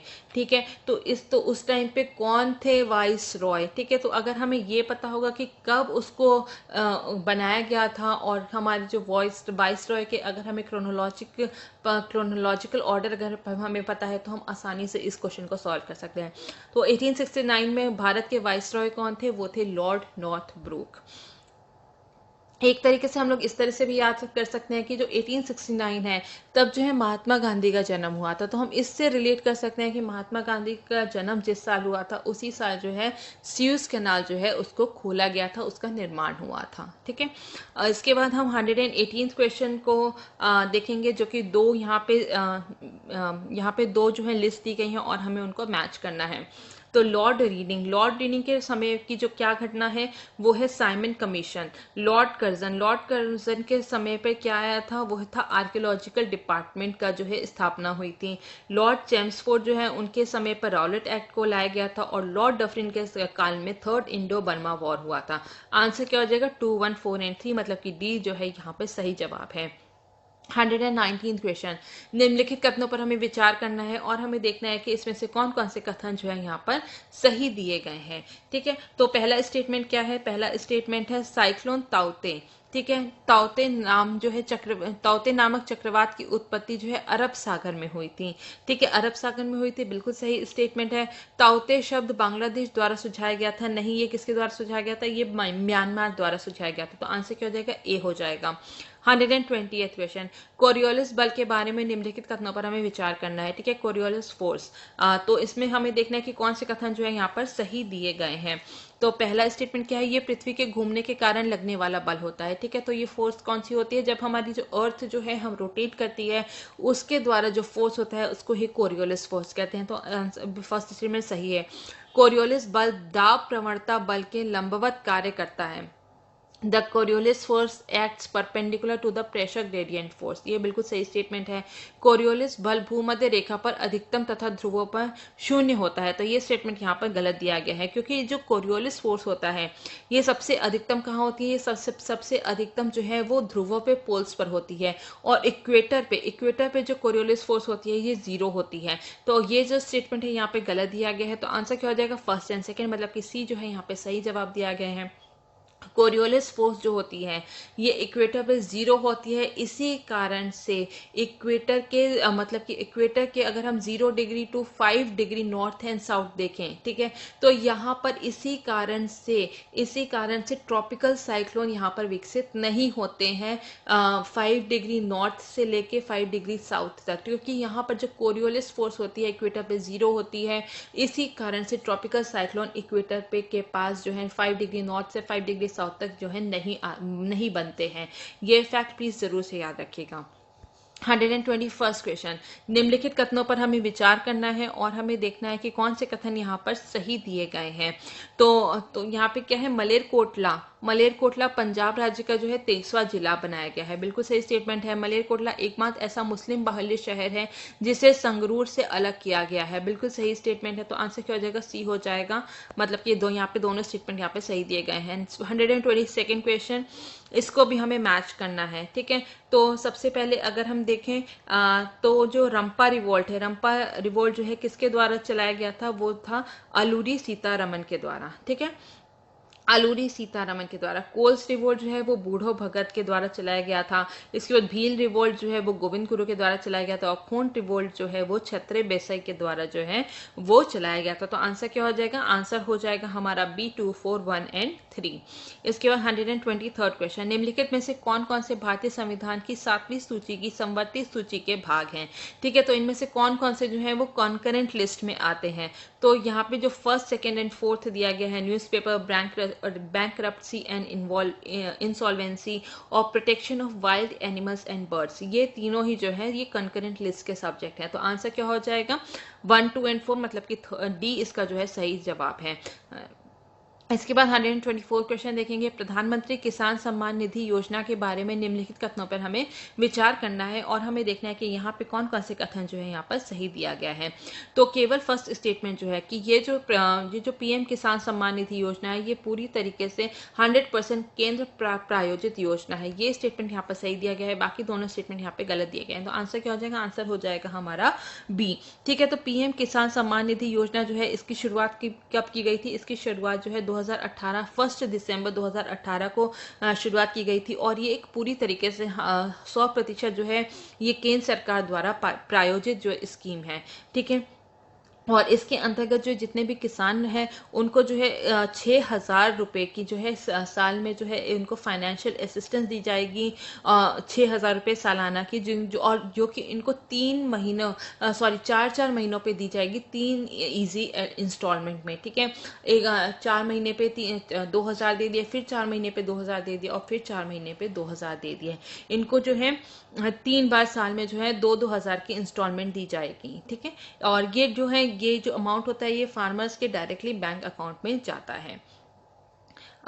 और इसमें जो है इसमें ये एक बात नोट करने वाली है कि वेस्ट बंगाल के जो फार्मर्स हैं, पश्चिम बंगाल के जो फार्मर्स हैं, उनको पहली बार हाल ही में इस स्कीम के अंदर जो है इंक्लूड किया गया है, वेस्ट बंगाल के फार्मर्स, ठीक है। इसके बाद हम देखेंगे 125th क्वेश्चन, टाइटेनियम के बारे में निम्नलिखित कथनों पर हमें विचार करना है। टाइटेनियम, ठीक है, पहला क्या है, ये स्टील की तरह सख्त होता है, सही statement. It weighs less than the steel, इसका वजन स्टील से कम होता है, सही स्टेटमेंट। ये समुद्री जल के कारण लगने वाली जंग के लिए प्रतिरोधी है, सही स्टेटमेंट। आंसर क्या हो जाएगा, डी हो जाएगा। 126 निम्नलिखित कथनों पर हमें विचार करना है और हमें देखना है कि कौन से कथन यहाँ पर सही है। तो पहला क्या है, संविधान संशोधन विधेयक मतलब कि कॉन्स्टिट्यूशनल अमेंडमेंट बिल के संबंध में राष्ट्रपति के पास वीटो पावर नहीं है। ठीक है, ये स्टेटमेंट यहाँ पर सही दिया गया है। धन विधेयक के मामले में राष्ट्रपति के पास निलंबनकारी वीटो नहीं है। ठीक है, प्रेसिडेंट डजंट सस्पेंसिव वोटो नहीं है। ठीक है, तो ये भी एकदम स्टेटमेंट सही है। तो आंसर क्या हो जाएगा? आंसर हो जाएगा सी, मतलब कि 1 और 2 दोनों ही यहाँ पे सही हैं। तो यहाँ पे जो प्रेसिडेंट जो है उनके पास सस्पेंसिव वीटो नहीं होता है मनी बिल के रिगार्ड में। ठीक है, ये तो इसका मतलब क्या है? या तो जो प्रेसिडेंट है वो अपना मनी बिल को एसेंट दे सकता है या फिर जो है विदहोल्ड कर सकता है अपना एसेंट, लेकिन उसको सदन में पुनर्विचार के लिए नहीं भेज सकता है। ठीक है, इसके बाद 127 क्वेश्चन, निम्नलिखित कथनों पर विचार करना है और हमें देखना है कि कौन से कथन यहाँ पर सही दिए गए हैं। तो पहला स्टेटमेंट है अनुच्छेद 117(1) के तहत धन विधेयक और वित्तीय विधेयक दोनों ही राष्ट्रपति की सिफारिश पर ही पेश किए जा सकते हैं। ठीक है, तो बिल्कुल सही है कि फाइनेंशियल बिल जो है अंडर आर्टिकल 117(1) और जो मनी बिल्स होते हैं उसके लिए जो है प्रेसिडेंट का जो रिकमेंडेशन होता है वो जरूरी होता है। तो यही स्टेटमेंट यहाँ पर सही दी गई है। अनुच्छेद 117(3) के तहत वित्तीय विधेयक संसद के किसी भी सदन में पेश किया जा सकता है। ये भी सही स्टेटमेंट है। तो आंसर क्या हो जाएगा? सी हो जाएगा। दोनों स्टेटमेंट यहाँ पे करेक्ट दिए गए हैं। 128 क्वेश्चन, गतिरोध की स्थिति में, ठीक है, अगर यहाँ पे जो है डेडलॉक की स्थिति बनती है तो उसमें जो है राष्ट्रपति निम्नलिखित में से किस विधेयक के लिए संयुक्त बैठक बुला सकते हैं? तो इसका आंसर क्या होगा? इसका आंसर है मतलब कि वित्तीय बी 3 और 4। केवल जो है वित्तीय विधेयक और साधारण विधेयक ऑर्डिनरी बिल्स में ही जो है अगर कोई भी डेडलॉक जैसी सिचुएशन होती है तो जॉइंट सिटिंग का जो है प्रावधान है। मनी बिल में क्या होता है? मनी बिल जो है वो जो है मनी बिल जो है यहाँ पे क्या होता है? यहाँ पे जो है तो धन विधेयक या फिर मनी बिल के जो के उसमें जो है प्रोविजन में जो है यहाँ पे जॉइंट सिटिंग नहीं हो सकती है, ना ही कॉन्स्टिट्यूशन अमेंडमेंट बिल में। कॉन्स्टिट्यूशन अमेंडमेंट बिल जो होता है उसमें दोनों ही सदनों में अलग अलग इससे पारित किया जाना चाहिए। ठीक है, तभी जो है इसको जो है पारित माना जाता है। तो यहाँ पे आंसर क्या होगा? आंसर होगा बी, मतलब कि केवल 3 और 4 के लिए केवल जॉइंट सिटिंग को बुलाया जा सकता है। 129 क्वेश्चन, उसमें हाल ही में उत्तर प्रदेश के लोकायुक्त के रूप में किसे नियुक्त किया गया है? ठीक है, तो वो कौन है? वो है सुरेंद्र कुमार यादव। ठीक है, B is the right answer. 130th question, 2 सूची दी गई है और हमें उसको क्या करना है? उसको हमें मैच करना है। तो इसमें सबसे पहले क्या है? आर्टिकल 40। आर्टिकल 40 जो है ये विलेज पंचायत से रिलेटेड है। आर्टिकल 43 जो है लिविंग वेजेस फॉर वर्कर्स, श्रमिकों के लिए निर्वाह मजदूरी से रिलेटेड है। आर्टिकल 39 जो है वो 39A वो फ्री लीगल एड से रिलेटेड है और आर्टिकल 43B जो है वो कोऑपरेटिव सोसाइटी से रिलेटेड है। आंसर हमारा हो गया D 3, 1, 4 and 2। नेक्स्ट हमारा है 131st क्वेश्चन, जिसमें कि हमें मैच द फॉलोइंग वाला क्वेश्चन है हमारा। तो यहाँ पे कुछ वॉल्केनोज दिए गए हैं और ये किस रीजन में है, हमें वहां से जो है इसको मैच करना है। तो माउंट सिनावाग जो है ये कहाँ पे है? ये जो है ग्वाटेमाला में है। फैग्रेड्स फॉल जो है ये कहाँ पर? ये है इक्वेडर में। इसके बाद रेवेंटेडोर जो है ये जो है इंडोनेशिया में है और पकाया जो है ये आइसलैंड में है। तो हमारा आंसर क्या हो जाएगा? आंसर हो जाएगा बी, मतलब कि 2, 1, 4 and 3। 132nd क्वेश्चन, आईपीएल के इतिहास का सबसे महंगा खिलाड़ी कौन सा है? ठीक है, तो इसका आंसर है ए, मतलब कि क्रिस मॉरिस। ठीक है, इसके बाद 133rd क्वेश्चन, हाल ही में मिशन लाल लकीर निम्नलिखित में से किस राज्य द्वारा अनुमोदित किया हुआ है? ठीक है, तो लाल लकीर किसके द्वारा जो है यहाँ पे लॉन्च किया गया है? किस राज्य द्वारा जो है अप्रूव किया गया है? वो है बी, मतलब कि पंजाब। ठीक है, इसके 134th क्वेश्चन, असम में किस जिले में पूर्वी भारत का प्रथम कौशल विश्वविद्यालय स्थापित किया जा रहा है? तो इसका आंसर है ए, मतलब कि दर्रांग जिले में। ठीक है, 135th question, statue of peace के बारे में निम्नलिखित कथनों पर हमें विचार करना है। ठीक है, तो यहाँ पे क्या है? इसे राजस्थान में स्थापित किया जाएगा, सही स्टेटमेंट है। ये एक जैन तीर्थंकर की मूर्ति है, ये गलत स्टेटमेंट है। और यहाँ ये तांबे से बनी है, ये भी गलत यहाँ पे दिया गया है। तो आंसर क्या हो जाएगा? आंसर हो जाएगा बी, मतलब कि केवल फर्स्ट स्टेटमेंट जो है यहाँ पर जो है बिल्कुल सही दिया गया है। ठीक है, तो ये जो है ये एक जैन मॉन्क थे। ठीक है, जैन तीर्थंकर नहीं थे, जैन मॉन्क थे। आचार्य श्री विजय वल्लभ सुरीश्वर जी महाराज, ठीक है, उनकी ये एक मूर्ति है। आचार्य श्री विजय वल्लभ सुरीश्वर जी महाराज, उनकी मूर्ति है और ये 151 मीटर टॉल स्टैचू है और ये अष्ट धातु से बनी हुई है, ठीक है, कॉपर से नहीं, ये अष्ट धातु से बनी हुई है। तो आंसर क्या हो जाएगा, वो हो जाएगा बी। तो ये एक जैन तीर्थंकर की नहीं, ये एक जैन मॉन्क की मूर्ति है, ठीक है। कौन सा राज्य 2021 में खेलो इंडिया यूनिवर्सिटी गेम्स की मेजबानी करेगा? इसका आंसर है सी, मतलब कि कर्नाटका। 137 क्वेश्चन, निम्नलिखित कथनों पर हमें विचार करना है और हमें देखना है कि कौन से कथन यहाँ पर सही दिए गए हैं। तो यहाँ पे अगर हम देखें, तापमान में वृद्धि के साथ जैविक ऑक्सीजन की मांग जो है वो बढ़ जाती है, मतलब कि बायोलॉजिकल ऑक्सीजन डिमांड जो है वो बढ़ जाती है अगर टेम्परेचर इंक्रीज होता है। तो बिल्कुल सही स्टेटमेंट है। सेकेंड स्टेटमेंट है जैविक ऑक्सीजन की मांग, मतलब कि बायोलॉजिकल ऑक्सीजन डिमांड मापने के लिए पानी का तापमान 40 डिग्री सेल्सियस पर बनाए रखा जाना चाहिए, ठीक है। तो ये स्टेटमेंट जो है यहाँ पे गलत है, क्योंकि ये 40 डिग्री नहीं, इसके लिए 20 डिग्री सेल्सियस का जो है जो तापमान है उसको मेंटेन होना चाहिए। तो आंसर क्या हो जाएगा, ए, मतलब कि फर्स्ट स्टेटमेंट जो है यहाँ पर सही है। तो आंसर हो गया इसका ए।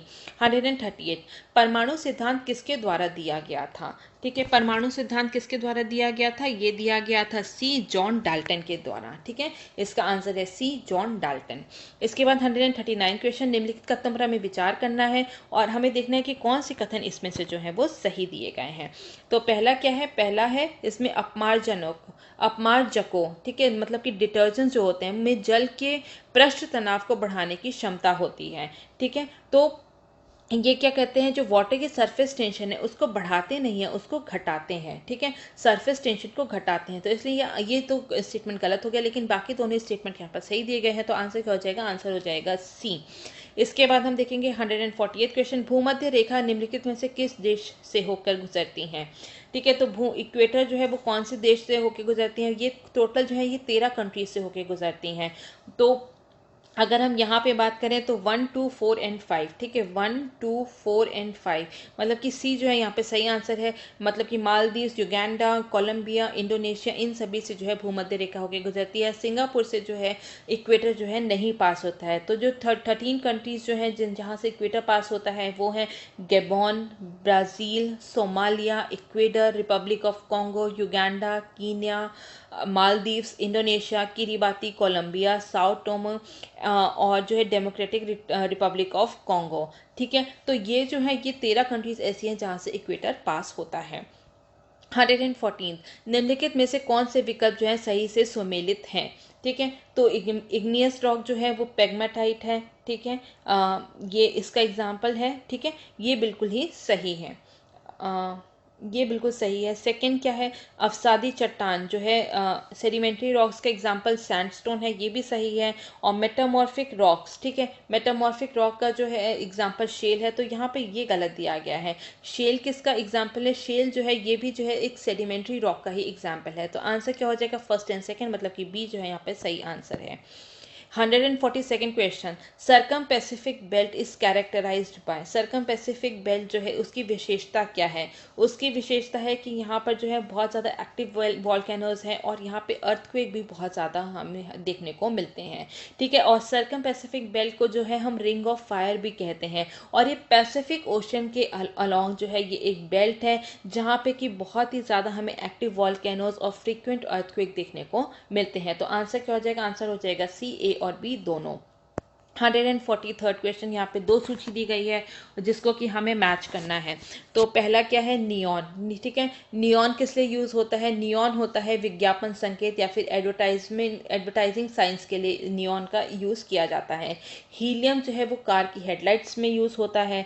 आर्गन जो है वो लाइट बल्ब में यूज़ होता है और जेनॉन जो है वो जो है जितनी भी चीज़ है उनको ठंडा रखने के लिए यूज़ होता है। तो आंसर क्या हो जाएगा? आंसर हो जाएगा हमारा डी, 4, 2, 3 एंड 1। एक सेकेंड, अगला क्वेश्चन है हमारा 143 जिसमें कि दो लिस्ट दी गई हैं और हमें यहाँ पे उनको मैच करना है।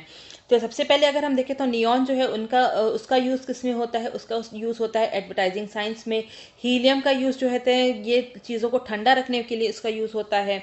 आर्गन का यूज जो होता है ये लाइट बल्ब्स में होता है, और जेनॉन का यूज जो होता है वो कार की हेडलाइट्स में होता है। तो आंसर क्या हो जाएगा, डी हो जाएगा 4, 2, 3 एंड 1। इसका नेक्स्ट क्वेश्चन, सिंधु घाटी सभ्यता के लोगों का मुख्य व्यवसाय क्या था, वो था बी कृषि या फिर एग्रीकल्चर हम कह सकते हैं। आंसर हो जाएगा बी। निम्नलिखित नदियों को उत्तर से दक्षिण की ओर जो है व्यवस्थित करना है। तो यहाँ पे आंसर क्या है, आंसर है इसका ए 3, 4, 1 एंड 2। तो सबसे पहले कौन सी है, सबसे पहले है झेलम, उसके बाद है चेनाब, और उसके बाद है यहाँ पे रावी आती है, और उसके बाद अंत में आती है सतलुज। तो आंसर क्या हो जाएगा 3, 4, 1 एंड 2। 146 क्वेश्चन, होप मिशन किस देश द्वारा मंगल ग्रह पर पहला मिशन है। तो आंसर है इसका डी, यूनाइटेड अरब एमिरेट्स का। ठीक है, और इसमें अगर हम बात करें तो होप ऑर्बिटर जो है इसको 19 जुलाई 2020 में जो है लॉन्च किया गया था, और ये 9 फरवरी 2021 को जो है मंगल ग्रह पर पहुंच गया था। 147 क्वेश्चन, निम्नलिखित में से किस यात्री ने किताब ए रहला नामक कृति में अपने अनुभवों को दर्ज किया है। तो इसका आंसर है बी, इब्न बतूता। तो हम कह सकते हैं किताब ए रहला किसकी किताब है, वो है इब्न बतूता की। 148 क्वेश्चन, इसमें जो है कोई ये कहता है कि निम्नलिखित कथनों पर विचार करना है, और हमें देखना है कि कौन से कथन यहाँ पर सही दिए गए हैं। तो पहला स्टेटमेंट है, कोई भी अदालत स्थानीय निकायों के चुनाव के मामले में हस्तक्षेप नहीं कर सकती है। बिल्कुल सही स्टेटमेंट है। राज्य चुनाव आयुक्त की नियुक्ति राष्ट्रपति द्वारा की जाती है। तो राष्ट्रपति नहीं, ये गवर्नर के द्वारा, राज्यपाल के द्वारा इनकी नियुक्ति होती है। तो आंसर क्या हो जाएगा, आंसर हो जाएगा ए की केवल फर्स्ट स्टेटमेंट यहाँ पर सही दिए गए हैं। नीली जल नीति किसने पेश की थी। ठीक है, ब्लू वाटर पॉलिसी जो है वो किसके द्वारा जो है लाई गई थी, वो लाई गई थी फ्रांसिस्को डी अल्मेडा के द्वारा। तो आंसर क्या हो जाएगा, आंसर हो जाएगा हमारा ए। ठीक है, इसके बाद हम लास्ट क्वेश्चन देखेंगे। लास्ट क्वेश्चन कहता है कि international day of midwife is celebrated on, विश्व मिडवाइफ दिवस कब मनाया जाता है। तो इसका आंसर है सी, 5 मई। ठीक है, तो अगर आपको इक्वेटर वाले जो क्वेश्चन था कि इक्वेटर से कौन कौन सी जो है कंट्रीज पास होती हैं, मतलब इक्वेटर किस किस कंट्रीज से पास होता है, या फिर जो Tropic of Cancer, Tropic of Capricorn कौन सी कंट्री से होकर गुजरता है। तो इसके लिए जो है यहाँ पे पहले भी वीडियोस दिए जा चुके हैं, एक ट्रिक्स दी जा चुकी हैं, प्लीज़ आप उनको ज़रूर से देख लीजिएगा, क्योंकि ऐसे क्वेश्चन जो है अक्सर पेपर में पूछ लिए जाते हैं। ठीक है, so that is all for now, thank you so very much. मिलते हैं नेक्स्ट पेपर के साथ।